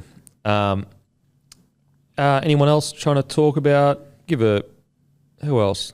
Look, Tom Gilbert, if you looked at his stats, you'd go, you know, didn't get through that much, you know, meterage or whatever. But I don't know, when I was watching, I thought his line speed was crucial for the Cowboys. Like, yeah, he might slip off tackles, but he's stopping the play because he's making the contact. Just on the Cowboys, I got a question. I think it might have been Brent Reid said this on the weekend. Considering, regardless of what happens this weekend, Penrith are losing Kickow, and who else are they losing? Appy. Para are losing Marnie and potentially Papali'i. The Cowboys, as you said before, you said in a year's time they would have been better. Like, this game would have been better for them. Brent Reid said that he thinks that Cowboys will start as Prem favourites next year. How close do you reckon they'll go to that? I don't think it's an unreasonable call, but I think you can't go past the Penny Panthers next year. Yeah. Any team with Nathan Cleary in it and that fucking forward pack starts as favourites for me. As in starts. Look, if I see them, they come out, they play like bustards. Obviously, I'm going to say someone different. But it's going to be interesting because, like, with the Cowboys, like, is their cap that messed up? It's probably not. It doesn't. You don't hear much noise about it. You know, do they go into the market for an extra forward or two? They're going to lose Tom Gilbert. He's going to the Dolphins. Is that it? That's really it, I think. They got Helam Lukey coming back. They Tell you got. what's going to be interesting, getting Leilua for a pre-season. I was going to. Yeah, I was just about to say that. Like Leilua, the difference between Leilua when he rocked up to the Cowboys towards his last game was night and day. Like, it was. You saw when he rocked up. You saw the old Leilua that, you know, could break a million tackles, but coming in and out of games. By the end of it, he was like so consistent, and he'd bought into the system that was built at the Cowboys. I'm really excited for the Cowboys next year because think about this. This will be probably their starting pack. It'll be Jordan McLean. I think he just re-signed too. Congratulations. Reece Robson, who's just gone from strength to strength. Ruben Cotter. Probably either Helam Lukey or because Gilbert's gone to Redcliffe, isn't he? Yep. So let's say Leilua over. So you've got Ruben Cotter, Leilua, Nanai, Taumalolo. Tell me that isn't a forward pack as good as any other forward pack, period, bar none. Yeah. And you give the halves another season together.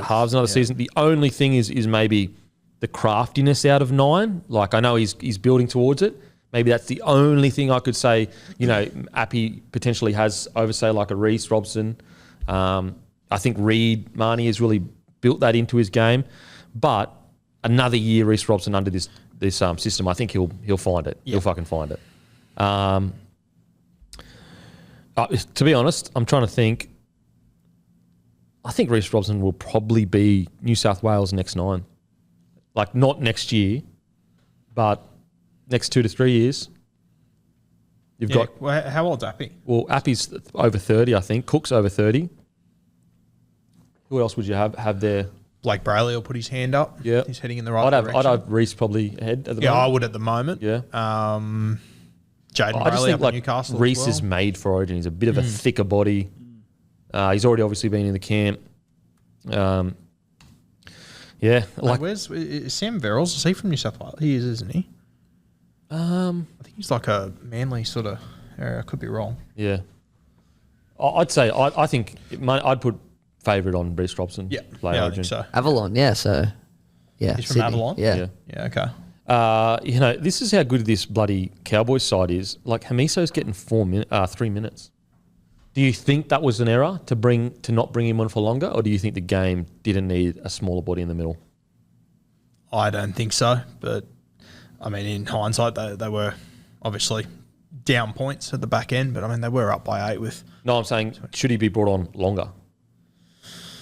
Potentially. To be honest with you, I wasn't sitting there in that game going, where's Hamiso at any point. But, I mean, he is the sort of guy that... Like, there was one play where he sort of made a half break and he sort of stumbled. If he would have regathered himself, he could have been in space and it could have all been over. But, I don't know. At no point did I sit there and go, fuck, where's Hammer? We need him on the field now, sort of Imagine thing. when Para... Not super critical of it, but imagine 15 to go when Para were out on their feet, Hammer chimed in around the ruck. Oh... Yeah. I reckon that's what he's made for, that Yeah. back troll, isn't he? Isn't that why he was there? It's such a big call, tough call to know, to go, Yeah. you know, for example, like, imagine Hammer comes on, someone drops a ball, boom, all of a sudden the Eels have got the ball rolling down the field and Hammer's in there going, holy shit, I'm in a washing machine. So, look, Cowboys fans, I know it's disappointing. I know the pass was forward for sure. Like, you know, there's no denying that was the wrong call. But I thought your guys were absolutely so gallant and so good. I think you should all be incredibly proud, and I think you should all be incredibly excited for the next few years. The beautiful thing now about the Cowboys too is like Taumalolo's 29, Townsend here's 30, I think. Can you check please for me? So you've got enough time to go. 31. He's 31. So you've got enough time to like go into the market and prepare for when these guys move on. And you're not going into the market as a team that's 14th. You're going into the market as a team that's currently, you know, I'd probably say the third best team in the comp this year. Like if Rabbitohs Cowboys play, I'd probably say the Cowboys win. It depends though. If the Rabbitohs that kill it rock up, then you know you'd probably go Rabbitohs. But if you just took both of their games from the weekend and played each other, I reckon Cowboys get the job done. I was just glancing through Chad Townsend's profile on that. The one that the Hello Sport boys always bring up, the Vinny Chase thing popped Is up it at in the there? bottom. Yeah, that's So fucking good. hilarious. The greatest hairline there ever was. It grows forward. I honestly think Townsend's hairline is actually growing forward. He's the first man in history to have a proceeding hairline. Proceeding. He honestly, and that's why I wanted the Cowboys in the GF, because I wanted the hairline versus the chin. What's more masculine, a proceeding hairline or a chin for fucking that can chisel through granite? Superhero chin. We would have seen. Outside of that, I think that's about it for the Cowboys. Anything else, boys?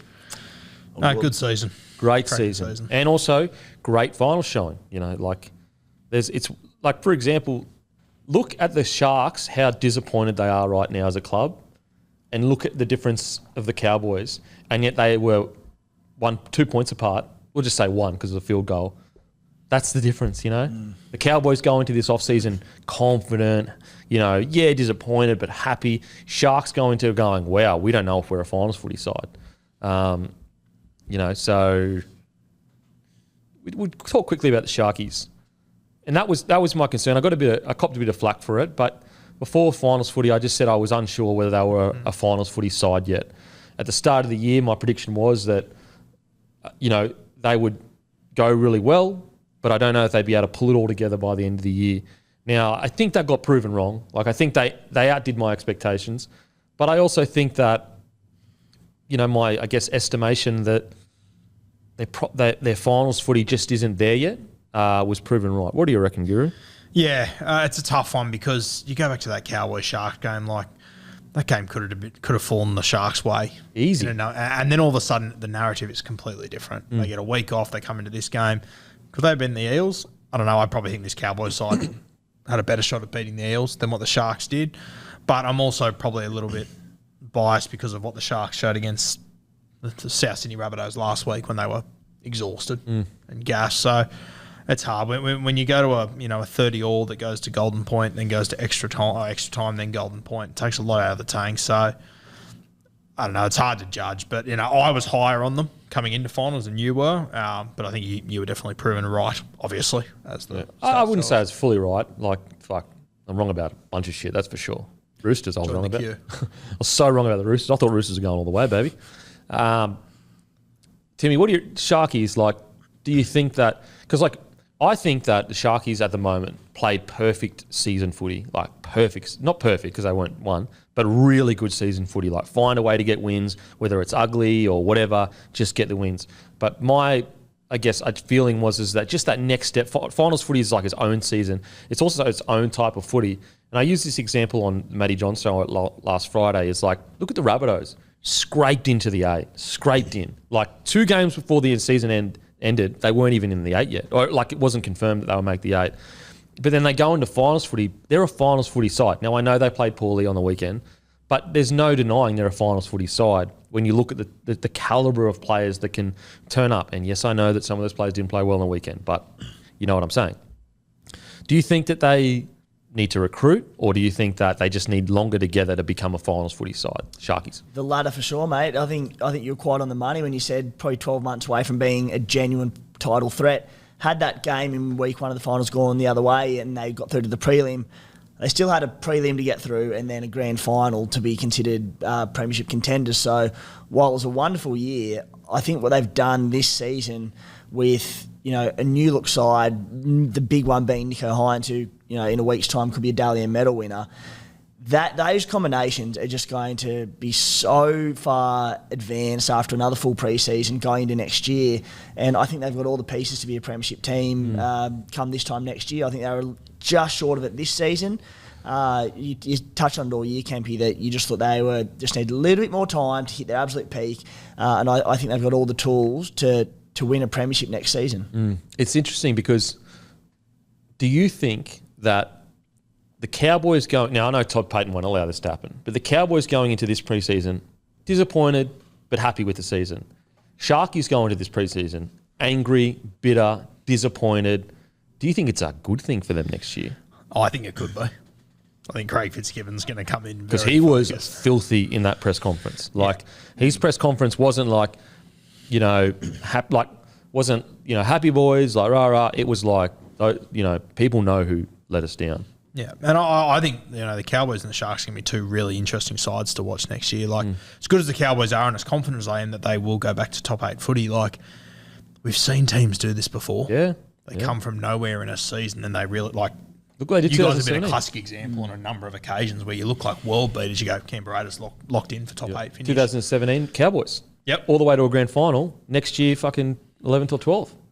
I had them cemented in a grand final in 2018. Yeah. Like it can happen. It can happen, and it's funny. Like this Cowboys side, like they did a very similar thing all the way back in. I think it was 2003, and 2004. They made the prelim final. There was a lot of hope and everything, and then it was sort of like, fuck, are they going to be able to do it? The next year, they managed to go to the grand final. So Cowboys, they have been in this position before a long time ago. I hope they can back it up, but I agree. I think the Sharkies, the way that it ended for them and how disappointed they'll be and how much it would have hurt them, I think they can definitely use it as a positive heading into next season. Absolutely in the off-season. It's tough losing Fafita and Tolman. It's a lot of experience. Well, it's 2 of the most experience. Like it's 500 games of first grade walking out of there. But hopefully they can go into the market. And it's going to be interesting to see what they do. What I think that the reason why I really think these guys will be good next year, will they be 2nd or 3rd? I'm not sure. Will they be top 8? I'm pretty really confident is it's Craig Fitzgibbon and Todd Payton. Like they are no nonsense fucking. They are not going to allow these guys to get ahead of themselves. Do you reckon it'll serve them well, Timmy? Sharks, the bitterness of the disappointment. I think it will. Yeah, I just think they're just gonna be so driven next season. You know what? Yeah, we had a good season, but it ended abruptly, and I think they'll use that fire unbelievably for them. And you speak of, they're losing experience in Tolman and Fafita, but they're also blokes who, they didn't play many big minutes even when they did play this season. I think they lost Jackie Williams in the back half of the season, and he's far from a hero and a key player in that side, but he's so suited to just this modern day agile middle. I think he has some really good footy in them. So he'll come back after missing, basically the whole second half of the season. He come in, he can play big minutes. He's good for just this quick ruck speed. So I think that'll be fantastic. And then, maybe if they can plug another forward in there or have someone coming through the ranks, it'll help a lot. But I think they'll be fine. And I think they're really well positioned. I think the other thing about the Sharkies too is that, we spoke about it all season, that their errors were so costly throughout the year, but they scored enough points that it didn't matter. Come final time, it was the errors that cost them, and there was, a couple of players that made key errors in both of their losses that I think it'll really drive in how important that is. Well, it was a key thing that, we spoke about. I said, we said the Cowboys' second last game or last game, they completed at 80% against that Penrith reserve grade side. I think it was the second last game. And I was like, that's such a fucking good sign because it shows standards don't drop when they're. Whereas the Sharkies played the Doggies second last game and they completed 60% or whatever, and I was like, that's a bit concerning. Yeah. But we're going to save the review of the year. We're going to do a real deep dive, guys, review of the year over the next couple of weeks. So stay tuned for that. But we will say I still think the Sharkies had a fantastic year. There's no denying that. Now onto the Eels' performance. Look, I want to get this out of the way. I already put up a post about Sean Lane. He was absolutely phenomenal. He was the difference. In my opinion, Sean Lane doesn't play, they don't win the game. I don't think they even, they get close, but they definitely don't win the game without Lane. If Clint Gutherson doesn't play, they definitely don't win the game because we've already discussed, you go back, watch that game. There were try-saving tackles. There were holding people up over the line. There was basically 2 or 3 grubber, that, 8 out of 10 fullbacks probably would have dropped. He was absolutely outstanding. He did all the little things right. It wasn't a try assist or anything like that he needed to do. It was every time a big play. Put it this way, he scored 3 tries and that was in defence. He did get 18 points, just not by scoring tries. If he's not at the back in the first half doing what he does, it's a blowout and they're done. It's a classic man of the match performance that isn't shown in stats. Yeah, absolutely. If you go and look at his stats, you'd be like, yeah, Gutho was okay. Matter of fact, if you go and look at his stats, 6 tackles, 4 misses. So you'd be like, oh, fuck, bad game. But for example, he missed the one on Scotty Drinkwater. He missed him, but Scotty Drinkwater hit the deck. Yeah. Guys cleaned him up. A missed tackle that was a try-saving tackle. Yeah, exactly. And so it's a game where you have to watch to see what Gutho did. He was my personal man of the match. I thought Sean Lane was incredible in the second half, but for the entire of the 80, Gutho was my man of the match. He just doesn't get enough respect. I know he's not the $1 million fullback, and I know he's not Tedesco or Tom Trbojevic or Latrell Mitchell or whatever, but we go into this grand final.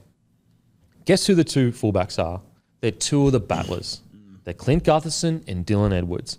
They're 2 fullbacks that balance squads financially, but also balance them in playing styles because every single week you know what they're going to give you. So if you're a coach with a game plan, you don't have to worry about, is he going to come and score 4 tries or is he going to be relatively quiet? I think he's been incredible. And I think that, when it comes to fullback, what a resounding kind of statement when the last few years especially, it has been about the fullback. That's where the best players go. And we're hyping up Tom Trbojevic. We've got Latrell Mitchell. We've got Tedesco. We've got Ryan Pappenhausen. We've got Hughes being moved from there. We've got Scotty Drinkwater. We've got superstars across the board. And yet it's the 2 battlers that end up in the grand final.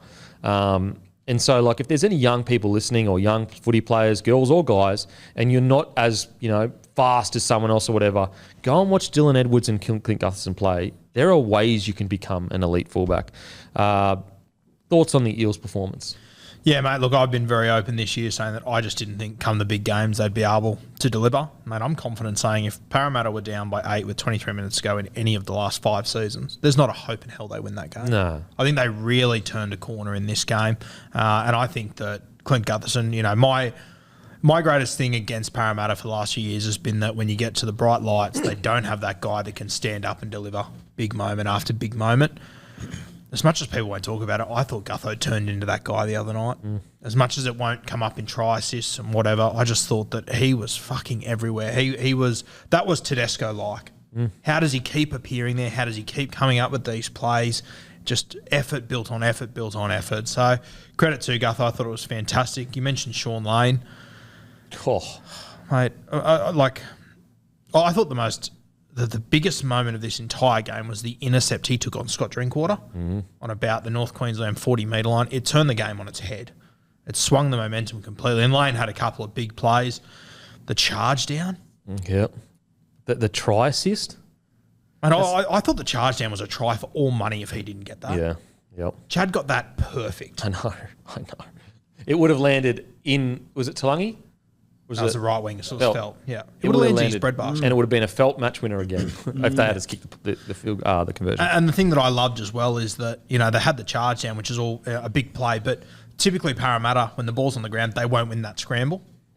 They won the scramble for the ball twice in the last 5 minutes. There was that one, and then Bailey Simonson, even on the last play. Yeah. Like for him to get to that ball as well, which, the way that it landed and where Nanai was, you would have assumed he would have got there. So Bigger body too. Bigger body, like there's just a lot of a massive bigger body. Yeah, there were so many moments throughout this game that for me, what I'm used to with Parramatta over the last few years was almost un-Parramatta, and for me, it kind of feels like they have turned a corner. That's the first time I've ever sat there in a big game and gone, "Fuck." They stood up and they went out and won that. Yeah, and what I loved about it was, I mean, I didn't love it, but they played pretty average first half. It was Brad Arthur in the changing room. Like the amount of I understand that Parramatta have a great roster, and I understand that with that roster they should be challenging for premierships. But Brad Arthur never gets any respect. Brad Arthur never gets any respect for the things that he's done at that club. I mean, he was under 4 weeks ago. There was rumblings about him potentially going. And it's just look, I understand if he bounced out of the finals again 2 games. I would say, okay, yeah, you can definitely begin to consider maybe we need to have preparations and begin to plan for if it happens, if the next 10 games that come out the next year, we've got an assistant coach or not even assistant coach. We're just sending out feelers and just finding, is there the next Payton or Fitzgibbon out there? Not sack Arthur by any means, but I could understand if they got bounced out game after game that because you want to win premierships, you would even consider it. But he's in a grand final. It's done. The noise is done. This guy has made a grand final. If he goes in next year, comes fourth, gets into a prelim again, that's a successful year. People forget how hard it is to make these things. It is so hard. I just want to give a rap to Brad Arthur because whatever he said at halftime, it worked. It worked. Yeah, just how fickle rugby league is, and I don't know if you guys would disagree, but if Chad Townsend gets that kick through and Kyle Feldt scores, I reckon he's under pressure again. Probably, yeah.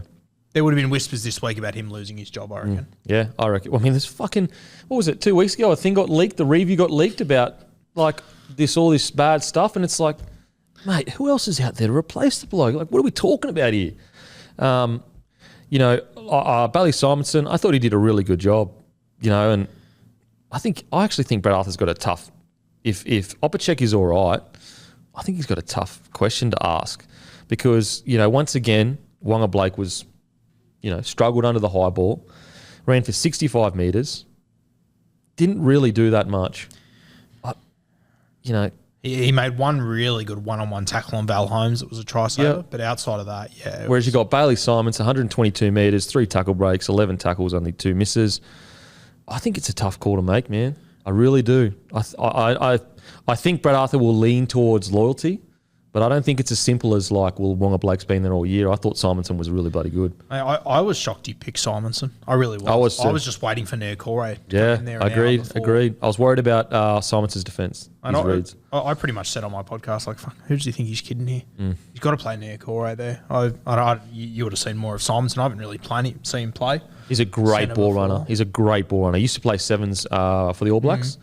Really, really good ball runner. Just his defensive reads, and you can speak about it more. His defensive reads sometimes can be a bit off. Well, I thought he was outstanding. What do you think about the Eels, Timmy? Yeah, I mean, 3/4 of my notes from the game and takes were around Lane and Moses, but I won't beat down that bush again. You boys summed it up. Gutho and Lane. It was just two of the best performances I've ever seen in that match, but we've spoken about that in depth. So I'll speak about Mitchy Moses and just what a roller coaster. That game almost summed up Mitchy Moses' career, didn't it? The highs and lows. He had his first child 4 hours before the game back in Sydney. He lost his nan last week. He came out. He put 2 balls out in the full late in the game, which were like inexcusable. He missed a conversion that if they'd lost that, would have changed the tune for the rest of his career, because it was like he would have been remembered for that and the opportunity to get Para into a grand final and missing that. But then to bounce back with a really key repeat set late on in the game. He made a one-on-one tackle on Jason Taumalolo really late on in the game, about 5-10 metres out from the line, that was insane and just got completely overlooked due just to the intensity of the situation. Yep. So just to see him bounce back in the back end of that after a few really disappointing plays, and it just set up the perfect narrative. I know you boys love a narrative, and Mitchy Moses, the bloke to fill this famous number 7 Parramatta jersey, the void of 36 or something years without a premiership.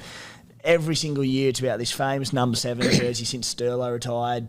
Now Mitchy Moses has the opportunity to come out and be that man and take them to glory, and it's just the whole game grand final is set up for Mitchy Moses. And is he going to go to water, or is he going to stand up and be the champion? So I can't wait. Yeah, Mitchy Moses is a great point, and like choosing to miss the birth of your child, that's a massive sacrifice and everything that he went through.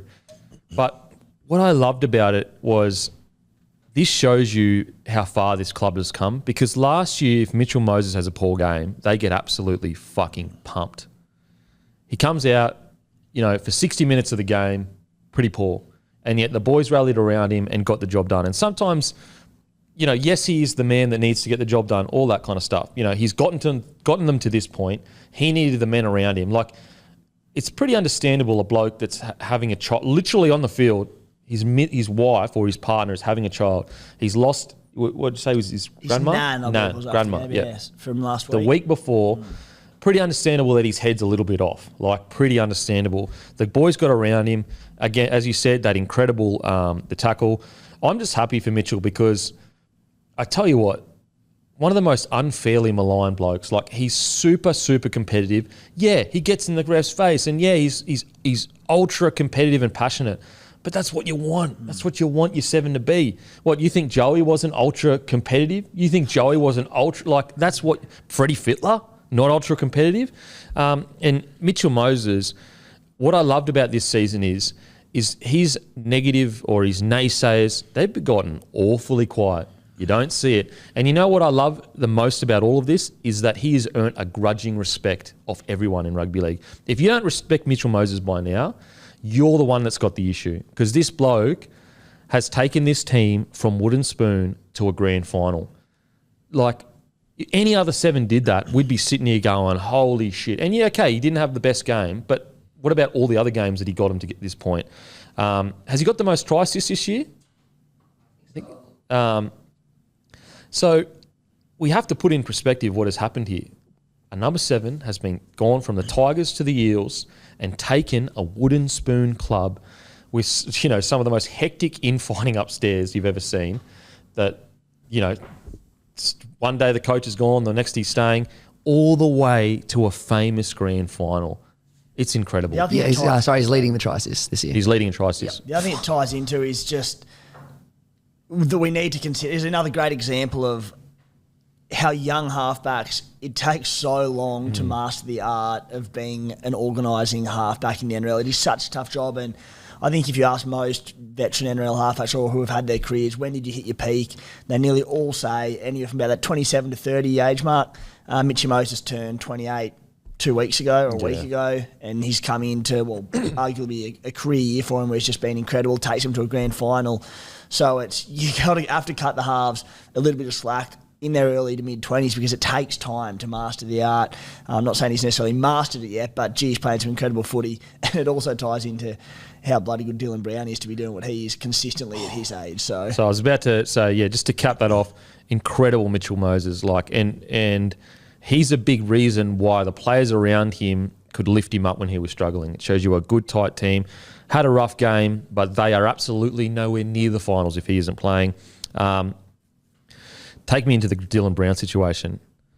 Won't get talked about because, was he as flashy as the week before? No. 126 metres, 15 runs, 30 tackles at number 6, only 3 misses. 1 offload, 38 post-contact. What a knock from a, 22-year-old? But, mate, it's almost like, It's what I mean. It won't get hype. But we're talking about a 21, 22-year-old half here that's just gone into a prelim, back against the wall, the run of the 50% completion rate in the first half. He comes out and does what he does. Just amazing. Going to be really interesting because both of them come off contract, I'm pretty sure, 2024. I think they both stay. There's premierships there, boys. I know they lose Reid, which is a massive loss. They get Hodgson next year. But, look, they've still got Bowlaw. They've still got Regan Campbell-Gillard. Papali'i, we don't know. This is the best year to do it. Is the window as open as it was before? No. But it's not fully closed either. It's not fully closed. Will Pensini, I thought he was great. I will say with Sivo, I think, he had some really good moments, but I do think he does probably need to add more runs into his game. I think that in today's game as a winger, you can no longer get away with just being that big, great finisher that teams are scared of. I think Brian To'o is a perfect example on the weekend of he is almost the perfect embodiment of or Suoliti of a winger that can take 23 runs, but then also do some crazy plays as well. So with Sivo, I'm not sure what his cardio is like. Maybe he's so big that he struggles cardio-wise. But I do think that you want to be up around the 15 to 16 runs. He's averaging, just looking now, because it's a great point, Kev, he's averaging 129 run metres a game. That has to up. Yeah. For as his as a premier winger. Yeah. Coming off that wing, what did it add to this side if that 129 a game could be 179 or 189? There's no reason, I don't think, why he can't be doing that. Yeah, for sure. And so it's actually in my notes. I just think that as we head into this next generation of winger, you just have to have that. You can't afford to be, you can because they're in a grand final. But I think that if Sivo wants to be considered one of the best wingers in the comp, he has to add that to his game. I want to give a massive shout out to Regan Campbell-Gillard. So starts his career off with a bang. Then everything happens at the Panthers, doesn't seem to work out. And you're going, fuck, look, I think he basically shatters his jaw, takes a while to get his confidence back. And you're almost sitting there going, oh man, maybe this guy will kind of fade out. He'd made the Australian side, he'd made Origin, and you thought maybe his career was heading towards just a battler that would, maybe come off the bench here and there. He's even had to deal with things coming when he came to the Eels. He got dropped from the Origin side. Now he's in a grand final, and he was absolutely outstanding on the weekend. What an incredible journey for Regan Campbell-Gillard, and for a guy that got dropped from the New South Wales side to, I think everyone would say that he is guaranteed an Australian spot and almost guaranteed a starting spot. Fair? I think so. What an incredible journey. Yeah, just on that, I was just having a look through his career. You obviously mentioned he had the shattered jaw? I think he fucking really badly hurt his jaw. He's played 8 years of first grade. The least amount of games he's played in a season has been 20. In the front row. That's hectic. That's unbelievable. Yeah. Big minute prop as well. And the way he plays too. The way he plays. He's played 8 seasons. He's played 182 first grade games. Far out. How old is he? Front row. He is, 29. Fuck, that's a fair effort. It's Jesus. an incredible effort. Holy heckers. 57 minutes on the weekend, 2 tries, 149 metres, 3 tackle breaks, 2 line breaks, a line break assist, offload, 32 tackles, only 1 missed. Oh. He's actually he's represented Fiji previously too. I'll tell you what, if he decides to go play for Fiji, we're in some fucking curry. Oh, mate. Fuck me dead. Nah, he'll play Australia. He'll play Australia. Massive shout out to RCG. What an incredible turnaround. Paulo, again, did great stuff. Papali'i, I thought Papali'i was really tough. There were periods there where it was almost like Tamalolo was looking for him. I had my notes. I wonder, at the start of the game, I think it was like the first 2 or 3 carries, he ran straight at Papali'i. And I was like, I wonder whether Payton has intentionally made a game plan to try and tire Papali'i out in defence so that he doesn't want to run the ball in attack, because Papali'i, if you can try and take away that from the Eels, put it this way, imagine Sean Lane doesn't come out and do what he does. Then you've almost nullified what the Eels do. It took Sean Lane stepping up to step into the role that Papali'i usually plays for the Eels. But I thought it was a real tough game. Gets head high, got bumped a few times, just kept turning up. Niokore, I thought he had a pretty rough start, if I'm being honest. But defensively, he was pretty good. Madison came on, worked his ass off, as he does. Far out, he loosens up that middle for him. As soon as he came on, you could feel them getting momentum. You could feel them just the defence getting a bit looser and making it a much harder job to defend. If you watch the try that he set up for RCG, the first one, you see in the play, he literally points at them and points at Chad Townsend and goes, 2s. Yeah. Go there. He saw it coming from a mile away. Such a good it's almost impossible to stop. Yeah. It was his first touch, wasn't it? Just pretty close to his first touch when he came on. And like the play before that, he came under expecting to get the ball, didn't get it. So it's not like it was a whole set play and everything. He just looked up, saw what Chad was, told the 2 boys what to do, and faceballed it perfectly. Mate, it's such a tough play because if Townsend stays out there, he gets bumped. Like it's a physics thing. Like you're not going to stop a rampaging RCG there. Or at the very least, he makes an incredible tackle and there's a quick play of the ball, they score on the next play. He did the same thing to you guys last week, didn't he? Pretty much the exact same. Same thing with Bolo. Yeah. Yeah. Oh man, I'm so happy for the Eels. I know they had a really up and down season, but I just always believed this squad, this was their year, this was their moment. You could just feel it. And I think that a lot of people, because they had such an up and down mid-year, a lot of people didn't realise that heading towards finals footy, it was the first time they were on the up. Whereas all the other years where they've been bounced out in 2 games, they were on the decline performance-wise. They were moving up the table into finals footy. And so I think that I actually spoke to Junior Paulo at the start of, when they were struggling a little bit, mid-year, I think. And he was like, they're just trying to change a lot of things up because it clearly hasn't been working, whatever is the last few years. So the fact that they're in the finals, this isn't like by chance. Like the Eels actually changed things up internally to get these boys in the best state to head into these finals. So I'm so stoked that they're in a grand final. So stoked. They deserve all the praise in the world. Will Pensini again. I know. I just think that we spoke about. I think it was last year, Guru, we spoke about how we just thought outside backs wise, they just didn't have that extra man there that was elite. And I think Pensini, although Dylan Brown has taken a lot of that slack, I think Pensini has really been that guy. He's flown under the radar. I just think people appreciate him, but I don't think they appreciate how good he has been. Like he hasn't just been a good 20-year-old. He's been a fucking good premium centre. Yeah.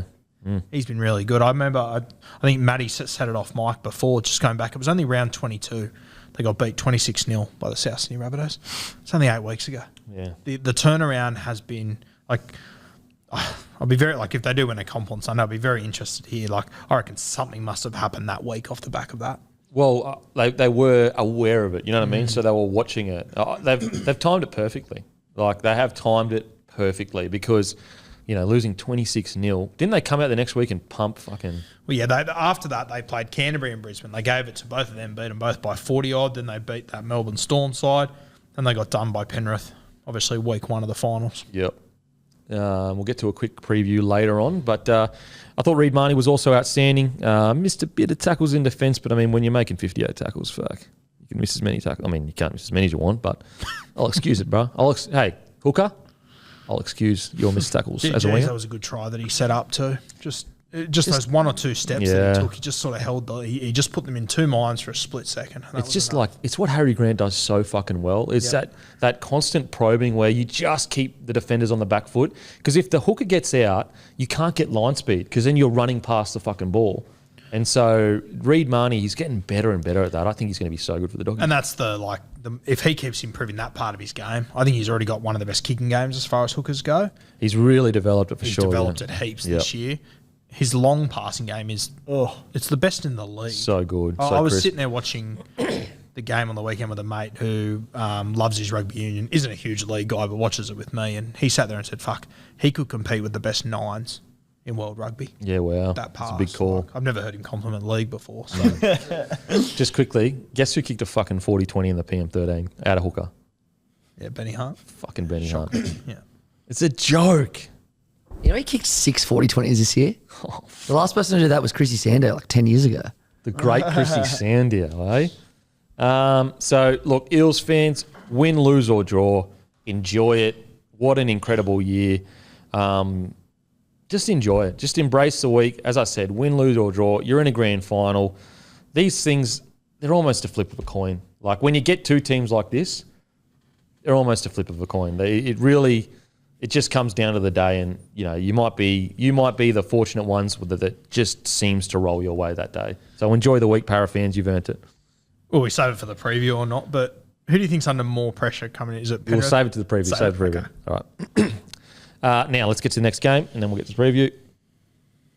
Panthers versus Rabbitohs. This is I'm torn with this because watching the first half, I was like, Panthers are beatable. If I'm sitting back watching that, I'm going, fuck, they are absolutely beatable. Then they come out the second half and I'm going, then no one can beat them. So it's going to be interesting to see because they've had now 2 finals games and 2 really slow starts. So I wonder if that's going to be a concern, and I wonder whether the Eels can take advantage of that. But we'll get to the Panthers game. Nathan Cleary, holy man, the guy is just incredible. Try, assist. The try scored was just all himself. Brian To'o, amazing. A try, 293 metres, 80 post contact. 3 tackle breaks. Dylan Edwards, 14 tackle breaks, 287 metres. Just incredible. But Brian To'o, he's actually waiting to... How much do you reckon he's going to get off contract? Because he's waiting until November 1st, he said. Similar to front rowers, I don't know how much I'm willing to pay for a winger, but I'll pay overs for him. Because, back in the day, you'd say, don't pay $700K for a winger. But he's a front rower. He is. And a winger. Yeah. You can go easier in your forward pack if you've got him. 100%. He can also play on both wings as well as he is a threat. I don't think we've ever seen anyone like him before. I really don't. I'm trying to think because you've got your guys like Matty Utai and but these guys coming out of their own end were never on his level. That's what I'm saying. Yeah. And also the consistency and lack of errors. Decent reader in defence, incredible finisher. He has literally it all. And every time you talk about Brian To'o, someone goes, "Oh yeah, but crossfield bombs," and you go, "Show me the tape where he's getting dominated. Yeah. Show me the tape where he's getting out jumped constantly." It's just not there. Yeah, I personally think he's changed the winger position. Before him, you wouldn't be stressed about all that much how many metres your wingers had run. Now it's we talk about it every fucking week. It's the first thing I look at to see how a winger went. You used to look at the try line column and go, "Yep, good or bad game." Yeah, I think he's like a Blake Ferguson, kind of really introduced those a lot of metres. I mean, Wendell Saylor was doing it too.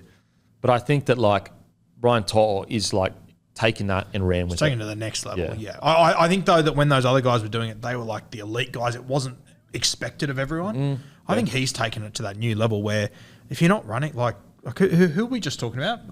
Sivo. We just said he should be running for 189 metres. If you would have said that 10 fucking years ago, That would have been outrageous. You would have said, mate, he's a winger. He's there to score tries. Yeah, just let him score his meaties and call it which a he day. does do. Brian Tyler, and just what a boon to the game. Like he's got character. He's funny. He's humble. He's respectful, but he's also got a lot of energy. Just that try score where Cody tried to one-on-one steal, like that'll be highlight reel for a very long time, flying down the sideline. I believe it was called Jonah Lomu-esque. Yeah. I don't know about that. But look, they're in the moment. They're trying to make it sound as good as possible. I understand. But yeah, that try was, look, that changed the game, really. It's a very different game. They go in, 12-6 up? It's a different game. They go in 12 all. It's like, oh, fuck, or 12-10 was it? 12 all. 12 all. Very different game. Timmy, what did you think about the Penny Panthers? Yeah, it was watching the game, even at 12-0 down, I was like, firstly, wow, but I wasn't really concerned. I still thought Penrith would get the job done. Probably not as easily as they ended up doing it, but they came back, ended up winning by a 20-odd point margin. Game finished, I was like, yep, no surprise. They're just that good. But then I went back the next day and watched all the highlights, went through it again with a fine-tooth comb, and you look at it and just go, well, there was the Toto runaway try, and then there were 3 tries off kicks that were just grubbers in behind the line that was soft as, just going far out. Like, this scoreline didn't reflect the game. Not necessarily saying that had they covered a few of these kicks a little better, then Bunnies may have won, but, there was not as much in it as I think the scoreline suggested. Yeah, there were definitely, Rabbitohs definitely shot himself in the foot. They had the game there, and then there was just like crucial errors here or there. But I like the weird thing about the Penny Panthers, that's kind of what they do to teams. They make you make mistakes. They build pressure. They fatigue you. And so, they just hang in games for the 80 minutes. So unless you are there for 80 minutes, you're gonna start making uncharacteristic errors or not be where you are supposed to be. So sometimes when it always happens with a specific team, I think sometimes you got to look at it and go, okay, maybe it's that team forcing them into mistakes due to fatigue, due to for whatever it is. Because I think their completion rate in the first half was I think it was 90% or something. Anyway, they ended up at 83%. And the Rabbitohs ended up 72%, but I think there's a period where they were down really, really low. What do you think about the Panthers? Yeah, they're just such an impressive outfit. South Sydney couldn't have played much better for the first 25 minutes. And, you saw at the very start of the game, I think South Sydney's first set, they sort of struggled, and you thought, I was thinking, here we go. Penrith could run a train here. And then it all evened up very quickly, and then South's got on the front foot. I was having a look at the numbers yesterday. It was 12-0 when Appy came on the field. He left the field 56 minutes later. In that 56 minutes, they won that period 26-0. And he was the first one to score. Fucking unbelievable. He's got to start, doesn't he? Well, yeah. Sure. But in saying that, this works so effectively when they do bring him on a little bit later. He absolutely tears. He did this to you last time, didn't he, Matty? Didn't you bring him? He came off the bench and he... Yeah, that's when it kind of started. Yeah, that was the first game, yeah. Yeah, it was a late change just an hour before kickoff. Yes, he was effective, but they're also down 12-0 without him. Oh, for sure. Yeah. But, can't you just tell how different the Panthers are when, respectfully to Mitch Kenny? It's not taking anything I will away say from Mitch Kenny's defence was fucking outstanding. defence is fantastic. Yeah. But, in attack, they look like a completely different footy side for that opening 20 minutes. And, once again, that's not having a crack at Mitch Kenny. I think it's more just showing the level that Appy's at. In 35 minutes, Mitch Kenny made 30 tackles. Yeah. So, I think he's just out there to take the sting out of the game. And you're right, it's where's if you start Appy, are you winning 12 or is it 12 all? But then if it's working, why change it? I don't know. Well, because it's not like there was anything going wrong for them to change. It was working when he was starting. It's Penrith. It worked when he was starting. It works when he doesn't start. I think everything Penrith do works. It's just what's the best of these options. For me, looking at this game this weekend, though, I would be leaning towards keeping him on the bench. I want to keep him fresh because this first 20 minutes, it's going to be a fucking war. It's going to be a bloodbath. Mitch Kenny, what did you say? He made 33 and 35? 30 tackles in 35 minutes. He basically made a tackle a minute. He could do 40 in the first 30 on Sunday. I don't know if, and this is what I said around the Origin time. I couldn't believe we started Appy over Cook. He's the guy that should have come off the bench, and I wouldn't be surprised at all to see Ivan Cleary do it again this week. And just quickly, and he also ran for 92 metres, 40 post contact. I don't think Mitch Kenny gets enough raps. I really don't. I think he's doing a really good job. I understand your point, Timmy. Like Appy on has been working. So, but I just think Mitch Kenny just gets through a lot of fucking shit work, like a lot of shit. And 92 metres, 40 post contact, fucking fair effort. And when he jumps into that 13 role, he's great. Not that sort of roaming 13. He doesn't take Yo's spot, obviously, but just when he's playing through the middle, I think he's really good too. Yeah, see, what I think Ivan's trying to do is split the tackle count. So Appy doesn't have to make 60 tackles or 55 tackles. I think he's trying to say, look, let's try to split that. So I've got two hookers making 30 tackles. Because when you actually look at that tackle count, Kenny's 30, Coruscant's 36. If you had Coruscant on there for 70 minutes, you're looking at around 55. Well, and I mean, if he does start on Sunday, that's Parramatta's game plan for the first 20 minutes. I'd tire him out. Try and tire him out. You force Appy to make as many tackles as you possibly can. It's tough though. Like, do you start him because points are fucking at a premium might be, like if Eels completed 85%, might be a real tight game, and those points that you needed, you couldn't get. It's a tough call. In Ivan, we trust though. Yeah, he'll get. It's not like he's fucking been in 2 grand finals in a row and he's going for his third. Good building for next year too. Shows you how strong their systems are that they can go, oh yeah, we'll just chuck Mitch Kenny in there and bring Appy on for their whatever. Well, I think it was Sonny Luke who got man of the match in the Flag Grand or the New South Wales Cup Grand Final. One of them. Yeah. It's insane. It's insane. Isaac Tungor, and apologies if it's Tago, but Isaac Tungor, 20 tackles in centre, 5 of them one-on-one. Doesn't get enough raps. Got to remember, this is essentially his rookie season. You have to remind people every few weeks, don't you? This kid is playing his first grade season, his first full first grade season. In centre, because he was coming off basically forward most times, I think, off the bench last year. 4 or 5 games? I want to talk about the great Dylan Edwards. What a Cinderella story for this bloke.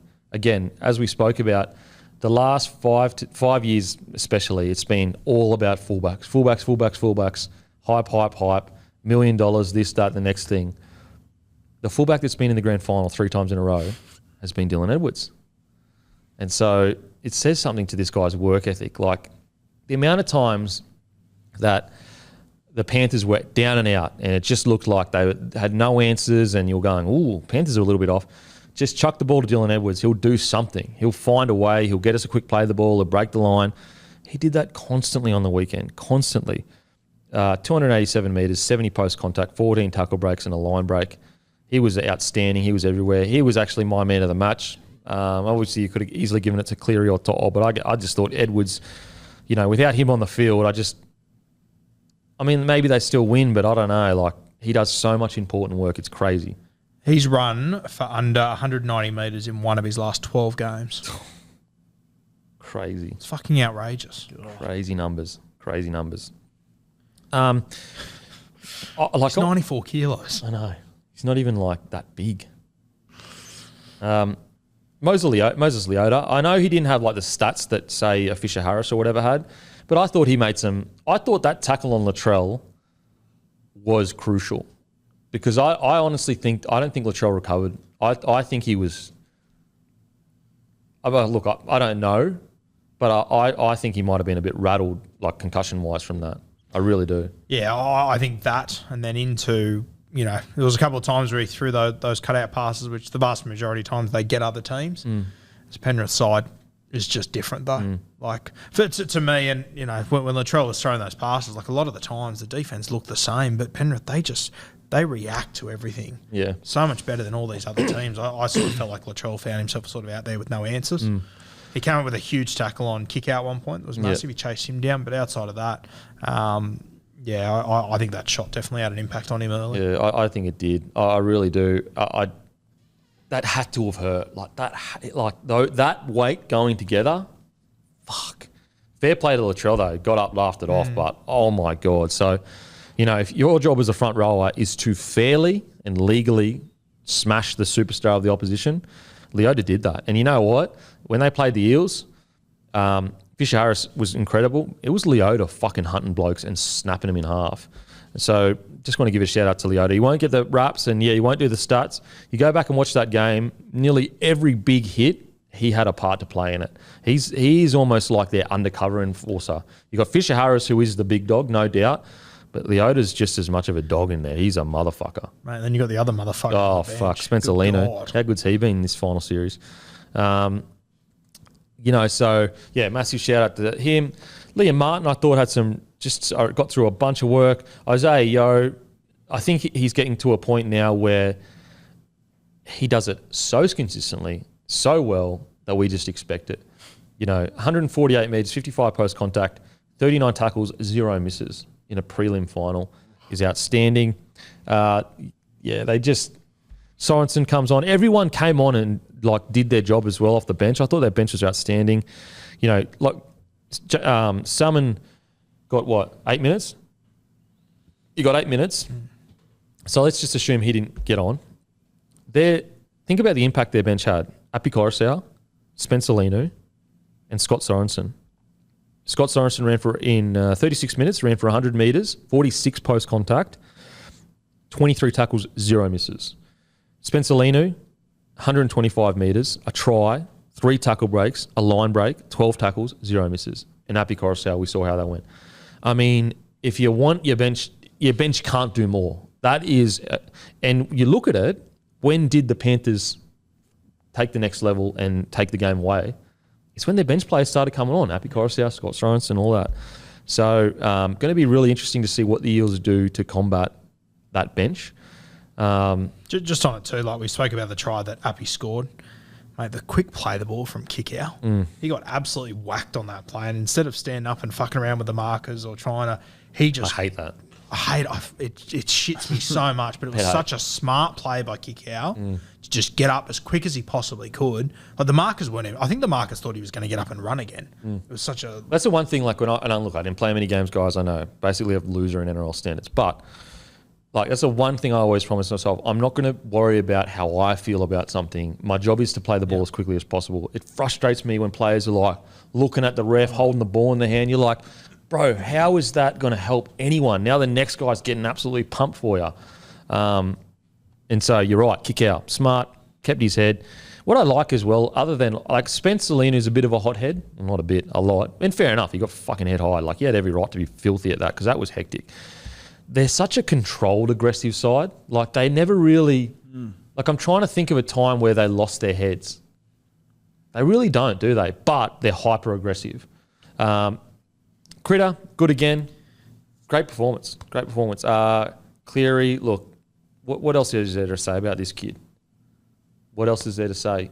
The only thing, in my opinion, that's going to hold him back from true greatness is conquering the Origin arena. Because, I can't see a world where he doesn't at least win another premiership. And I think 2 premierships is enough to, start comparing yourself to, as in, if you're the guy that led, because we have to remember, I know I talk about it quite a lot, guys, but when Cleary took over, Nathan Cleary, he was the only Origin player. They now have 7. It's incredible. But if he does go out and win this weekend, I imagine he'll be $2 or $3 to win the Clive Churchill. If he wins back-to-back prems with a Clive, Freddie won 2 premierships, Joey won 2 That's what I mean. You win 2, you can get stuck in bed. You've got to start to put him in that fucking conversation. If 100%. he wins back-to-back Clives... Oh, my God. Jeez. No one's done that since Brett Kenny. That was 40 years ago. What was... And I wasn't around at the time. What was Freddie's or Joey's early career like in Origin? Because wasn't Joey coming off the bench at a 9 or something? Well, Joey was played a bit of hooker. Freddie played Origin 18, but Freddie was playing centre. It wasn't his team.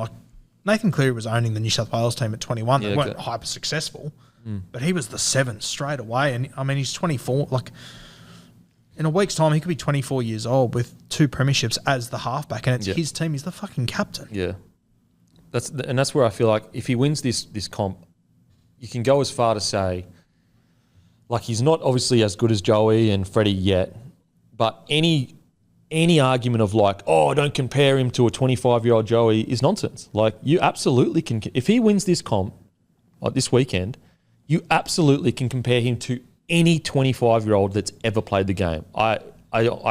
It's just the jury's it's done. With the opportunity to win arguably the strongest World Cup ever. Yeah. If you could go and put an exclamation mark there and win like a player of the tournament with another premiership, I know there's plenty to do between now and then, but the opportunity's there this year to go whack. Yeah, boom. Again, the only thing, and we've spoken about this privately, and I think you would agree, I want to get your thoughts. The only thing I think that we want to see from him is to like own a complete series, and then you can throw his name in the bucket of like Joey, Freddie, because like Freddie had 2004, Joey had 2005. Yeah, well, Freddie won 02. Yeah, but as in like owned the whole series. Oh, the Origin series, 04, yes. Yeah, 04. Yeah. Joey owned 05. Yeah. You'd say Lockie owned 2006. Yeah.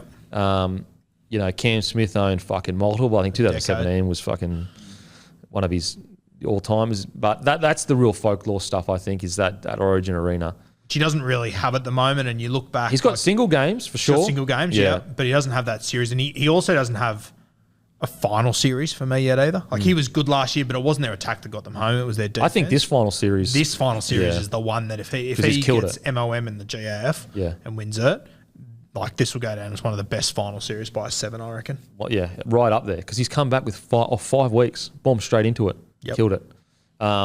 So yeah, look, it's I don't know. Like I want the Eels to win because the history stuff, like.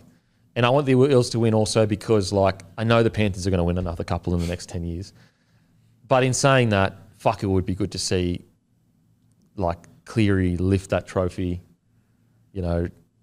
after the Origin series and the negativity, the hit that he took and everything that happened and rah. Fuck, it'd be good to see him just go boom.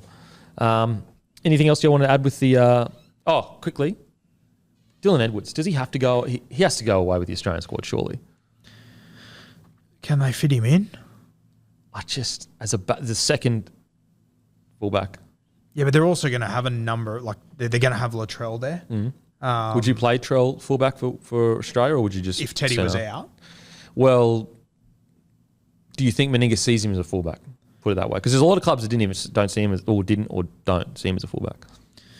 Yeah, I mean, I wouldn't hesitate from playing him there, to be honest with you. Oh, yeah, for sure. If I'd selected him and there was no other fullbacks in my team, it's tough, though, because if I take Dylan Edwards, in my opinion, I take Dylan Edwards to play him at fullback.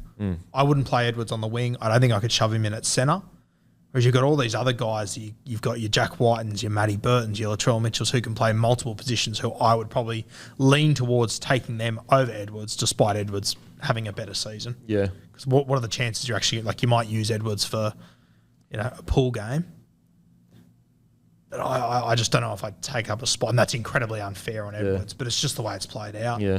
What do you reckon, Timmy? I suppose, it just depends how many positions they've got. I think Teddy's obviously first choice fullback. Really interesting to see what happens with Latrell.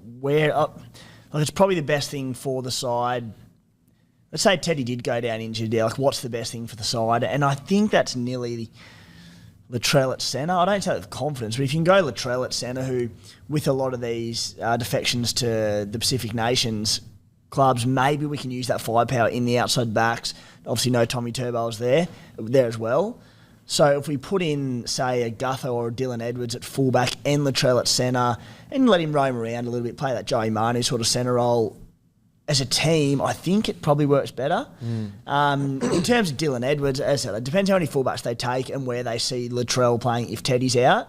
But I feel bad saying this, but I'd probably still go Gutho just ahead of him.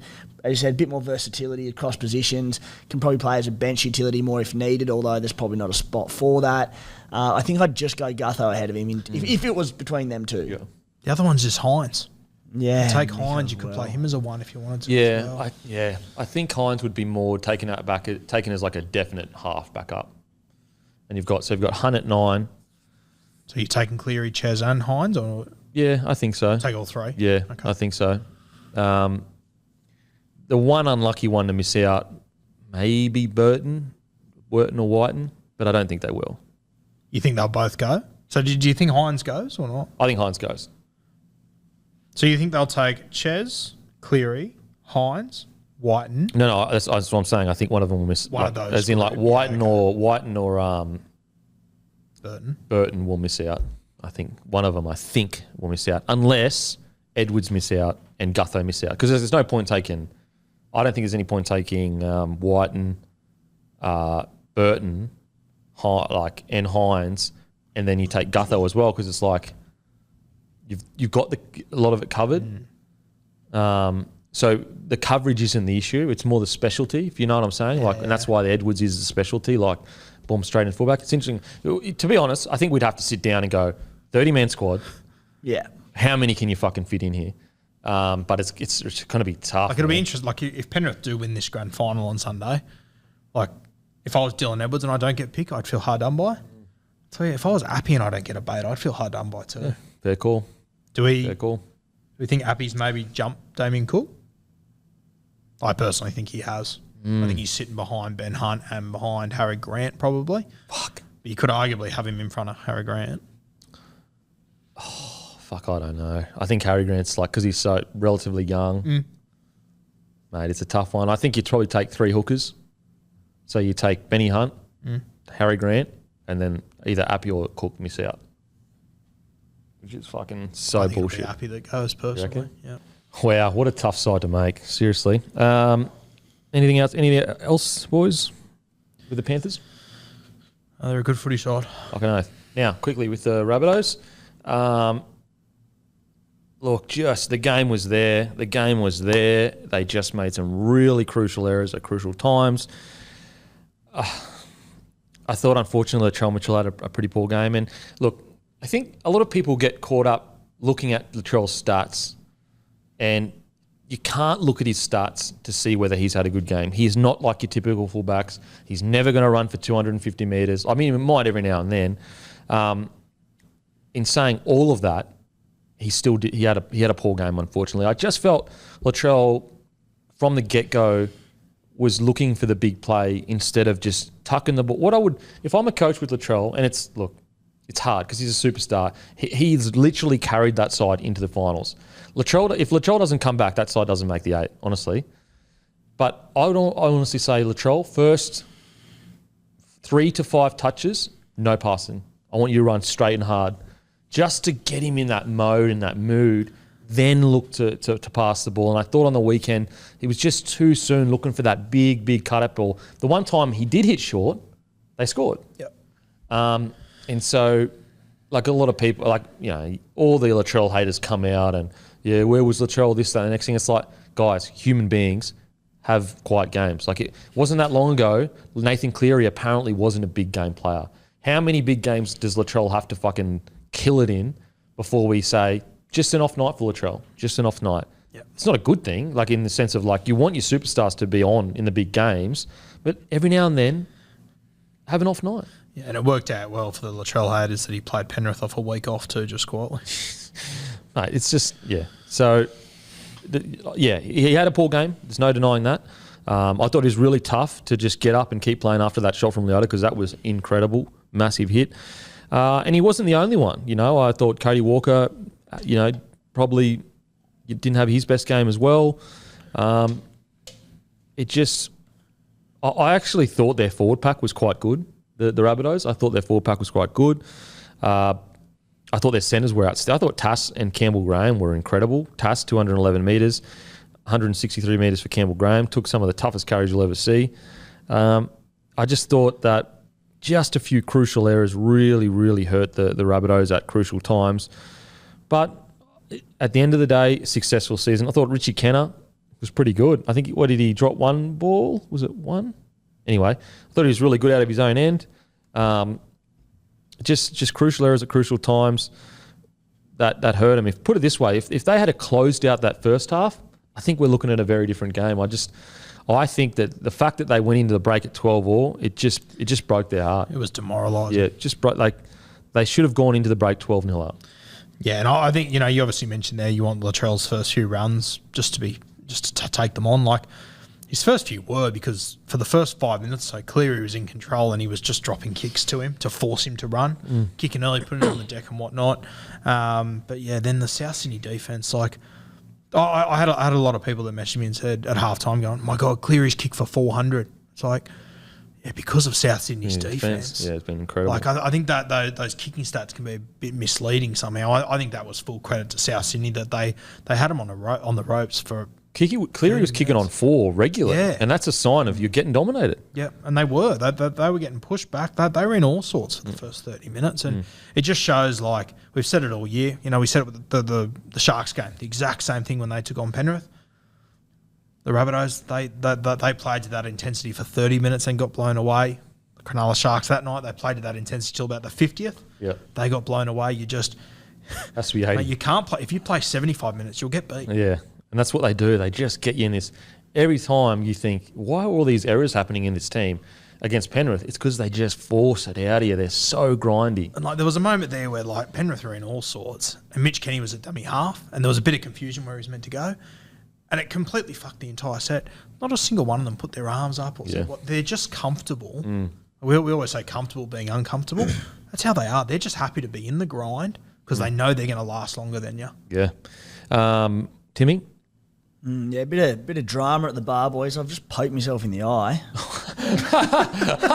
Hate when that happens. I've been rattled for the last 5 minutes, just hoping you weren't going to throw to me, and you didn't. Think, I don't know what we've been talking about. Fortunately, I'm back. I saw you. I was like, "Are you really tired?" I was going to say, "Mate, you want to have a break?" No, straight in the eye. Anyway, I'm back. It was actually me beak, bros. My beak fucking got you across the table. Yeah, mate. Unfortunately, and I did hear you among the chaos of talking about Latrell Mitchell there somewhere, and mate, you spoke about everything he's done this season. I'm with you. I think they probably struggle to make the 8 big time if Latrell doesn't come back this season, but he didn't have a good game. He had some really good moments, as Latrell does, but just positioning, he got caught out a few times really poorly with those 3 tries in behind the line, the grubbers. They were so soft. Now, he's the polar opposite player in every way to someone like Clint Gutherson and Dylan Edwards, who, if they're in that game, I reckon probably 2 of 3 of those at least don't happen and they're covered because they were very easy tries. They were very, credit to Nathan Cleary and Jerome Luai, who spotted those gaps in one line so well, but the positioning was quite poor, and it just, every time I see these easy tries in behind the line, I think back to, and I've spoken about it in depth before, but just the fullbacks defending at A, and it's kind of like you can't have both of these things where you have them defending in the line but then expect them to be there to cover every kick. One thing I did come up with potentially that if I were a coach, I think whenever possible I'd be getting my fullback when they're at that A marker to go the short side. Now, if it's a quick play the ball, you can't always do this, but at least if they're the short side, as soon as the ball goes to the open, they can fly in behind the line and cover this. Whereas the try where Cleary kicked in behind for Lenu, he was at A on the open side, and I was like, mate, you've got to go. Then I looked at it again.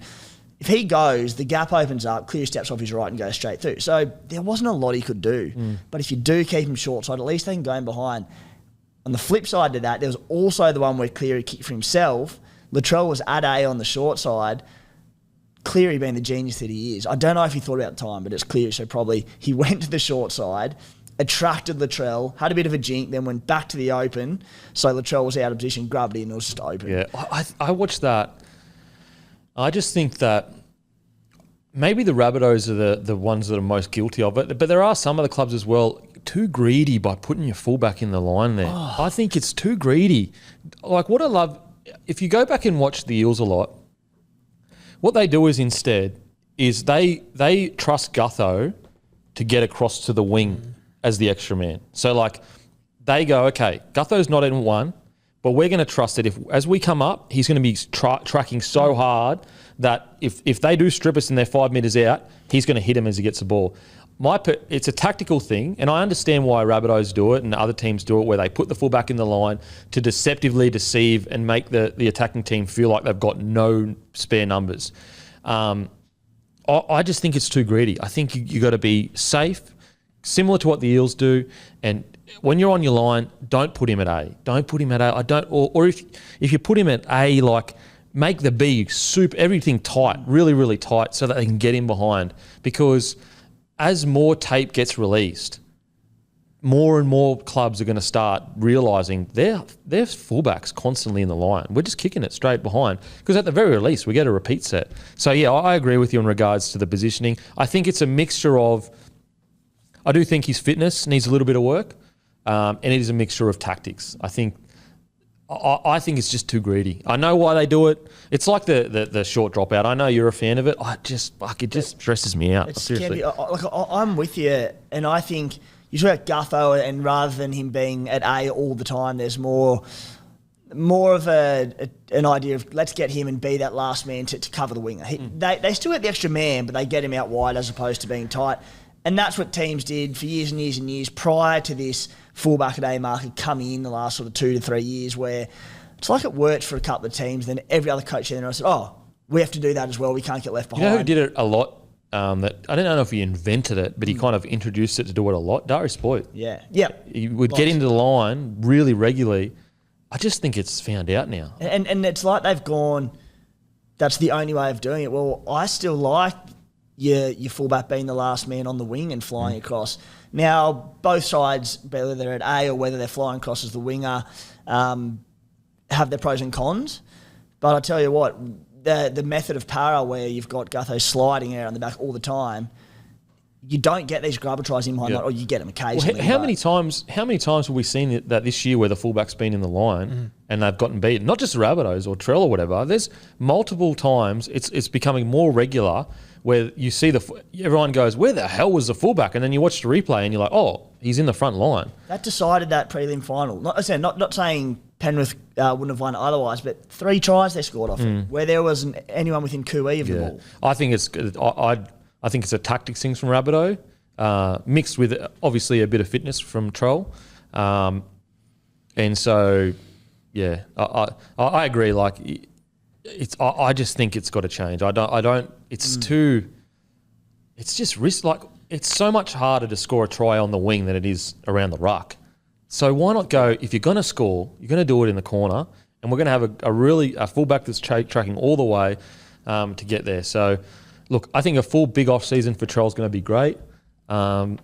He's got other things that other fullbacks don't have to deal with, in the sense that he's such a big, strong body. He has to make sure that he stays on top of his fitness, because if he stays on top of his fitness, like he could, I know we say it every week with talented stars, but he really could be anything at fullback. Like, his silky hands it's a sight I've never seen. I've never seen a player as big as him be able to throw cutout balls like it's nothing. And, so that's why he's a superstar. We praise him when he does really well, which he has done. He has been phenomenal ever since he's come back. But unfortunately, the big fella on the weekend didn't have the best game. And it wasn't just him that didn't have the best game, but hopefully he goes away after playing for Australia, has a rest, comes back, ready to go next week, because I think more than ever now he's going to know personally, like, they need him to win comps, period. But that's it. There's no one's going to help. No one's going to save it. They need him to win comps. And it will be interesting with this World Cup. Like, it'll be the first off-season in a while where he'll have 4 or 5 weeks off instead of 12 or 13. So it'll be interesting to see how he comes back next year. Yeah. The good thing is like, you can focus on the one game, and it was the biggest game of the year, no denying it. But at the end of the day, when you look at, since he came back, he was outstanding. So the evidence would suggest he's going to have a great year next year. His last 2 years have been a bit stop and start with everything that's gone on. So I'm backing the big fella in, because some of the stuff he put off this year was absolutely phenomenal. And I'm sure he himself is like, you know what, probably could have had a bit of a better game. Same with Cody Walker. I'm sure Walks, thought there were certain things he could have done better. But again, to be totally fair, we're talking about the Penrith Panthers here, like, we're talking about one of the most dominant sides we've ever seen. Like, 32-12 probably didn't reflect the game. So I don't think the Rabbitohs fans should be too disappointed at all. Just want to give a quick shout out to Keon. It's really easy to be like a front runner in a game that you lose 32-12, to run for 133 metres, 61 post contact, 3 tackle breaks, 40 tackles with 0 misses. If that doesn't show you how far this kid has come, I don't know what will. 23 years old now? 23 years old, 40 tackles, 0 misses in a prelim final against the reigning premiers. That's incredible. He's 24. Like, that is incredible. He's got so long to go. I think next year's going to be an even bigger year for Keon. I thought this year he was absolutely outstanding. And he's no longer like the kid with potential for me now. He is now an elite back rower. And if his name isn't in discussion for Origin, if he wants to play for New South Wales, I'll be surprised. I'll be surprised next year. Cam Murray, as usual, gets through 1,053 tackles, 162 metres.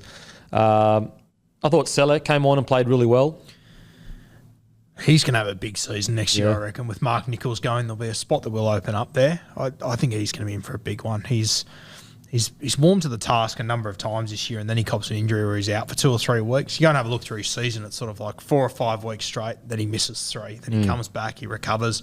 I think he's going to do really well next year, Salo. Yeah. So Rabbitohs fans, like, disappointing, obviously, but at the same time, what a year. Like, we're talking about a post-Wayne Bennett side here. Usually it's a disaster. Yeah. Got to a prelim. Who knows? Like, if you had to play, maybe you play on the other side of the table. Maybe you do make it to the final. I think for South Sydney, though, to come out of this season, I think the number one thing they'll come out saying is we need to finish top 4. They give us that second Going to win chance. this comp, you've got to finish top 4. Yeah, it's such a benefit. It just can't be done. Like Look at like the Eels.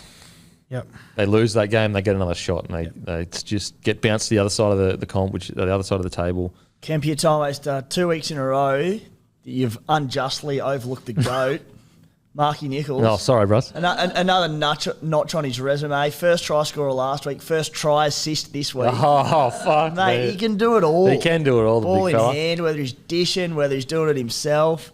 Led me to do it a few more deeper dive on Big Nosy Nichols. He 12-6 in this game when Nosy was on the field. Yeah. Yeah, big stats, 126 metres. They won 10 of 14 games since he came back from injury this year. May have coincided with Latrell Mitchell coming back. But 4 of those losses included the Panthers twice and the Roosters. So, mate, don't underestimate the loss of the big fella. It was a big fella all along. I just don't know where the points come from next year. Anything else to say about the Rabbitohs, boys? good season. Good season. Well done, Tom. Yeah, incredible season. So well done, boys. Especially everything that all the players you lost and the coach and rah.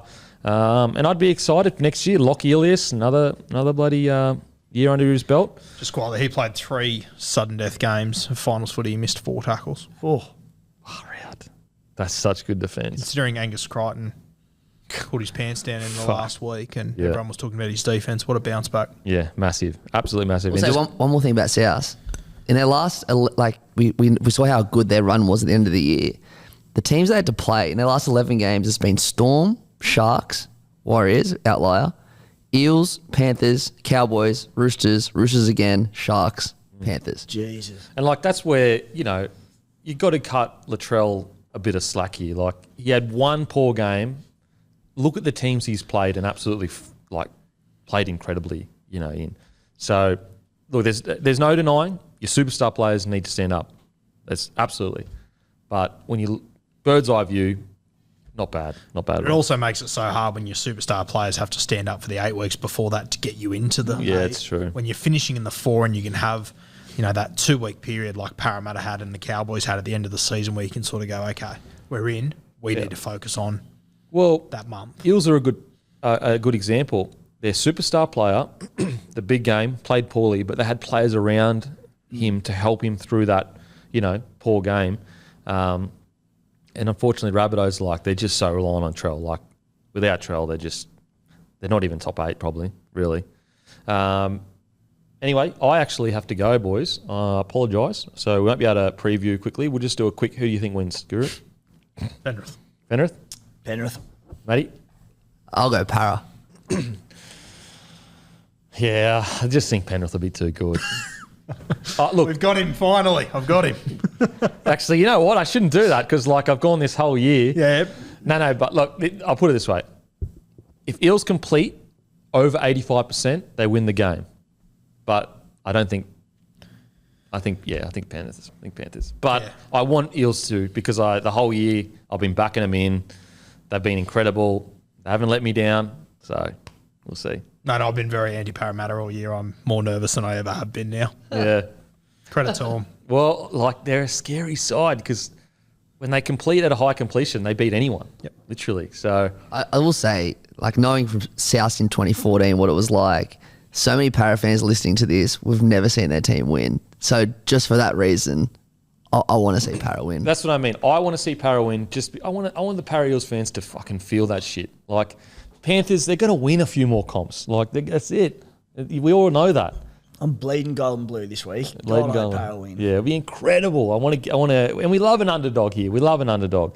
But I just think Cleary, Penny Panthers, they'll find a way. They'll find a way. But who knows? I've been wrong 1,000 times this year. 1,000 times. Put it this way. I've been wrong, more wrong than I've been right. But anyway, that's us done and dusted, guys. Remember, this Sunday, we'll be outside the stadium at the Locker Room Hotel doing a live show at 4:30 p.m. In regards to any questions about, underage people, can they come or whatever, give the Locker Room Hotel a call. It's going to be chockers, guys, so get down there early, get your spot, celebrate the year with us, and as usual, I'll go and fuck myself. Thank you.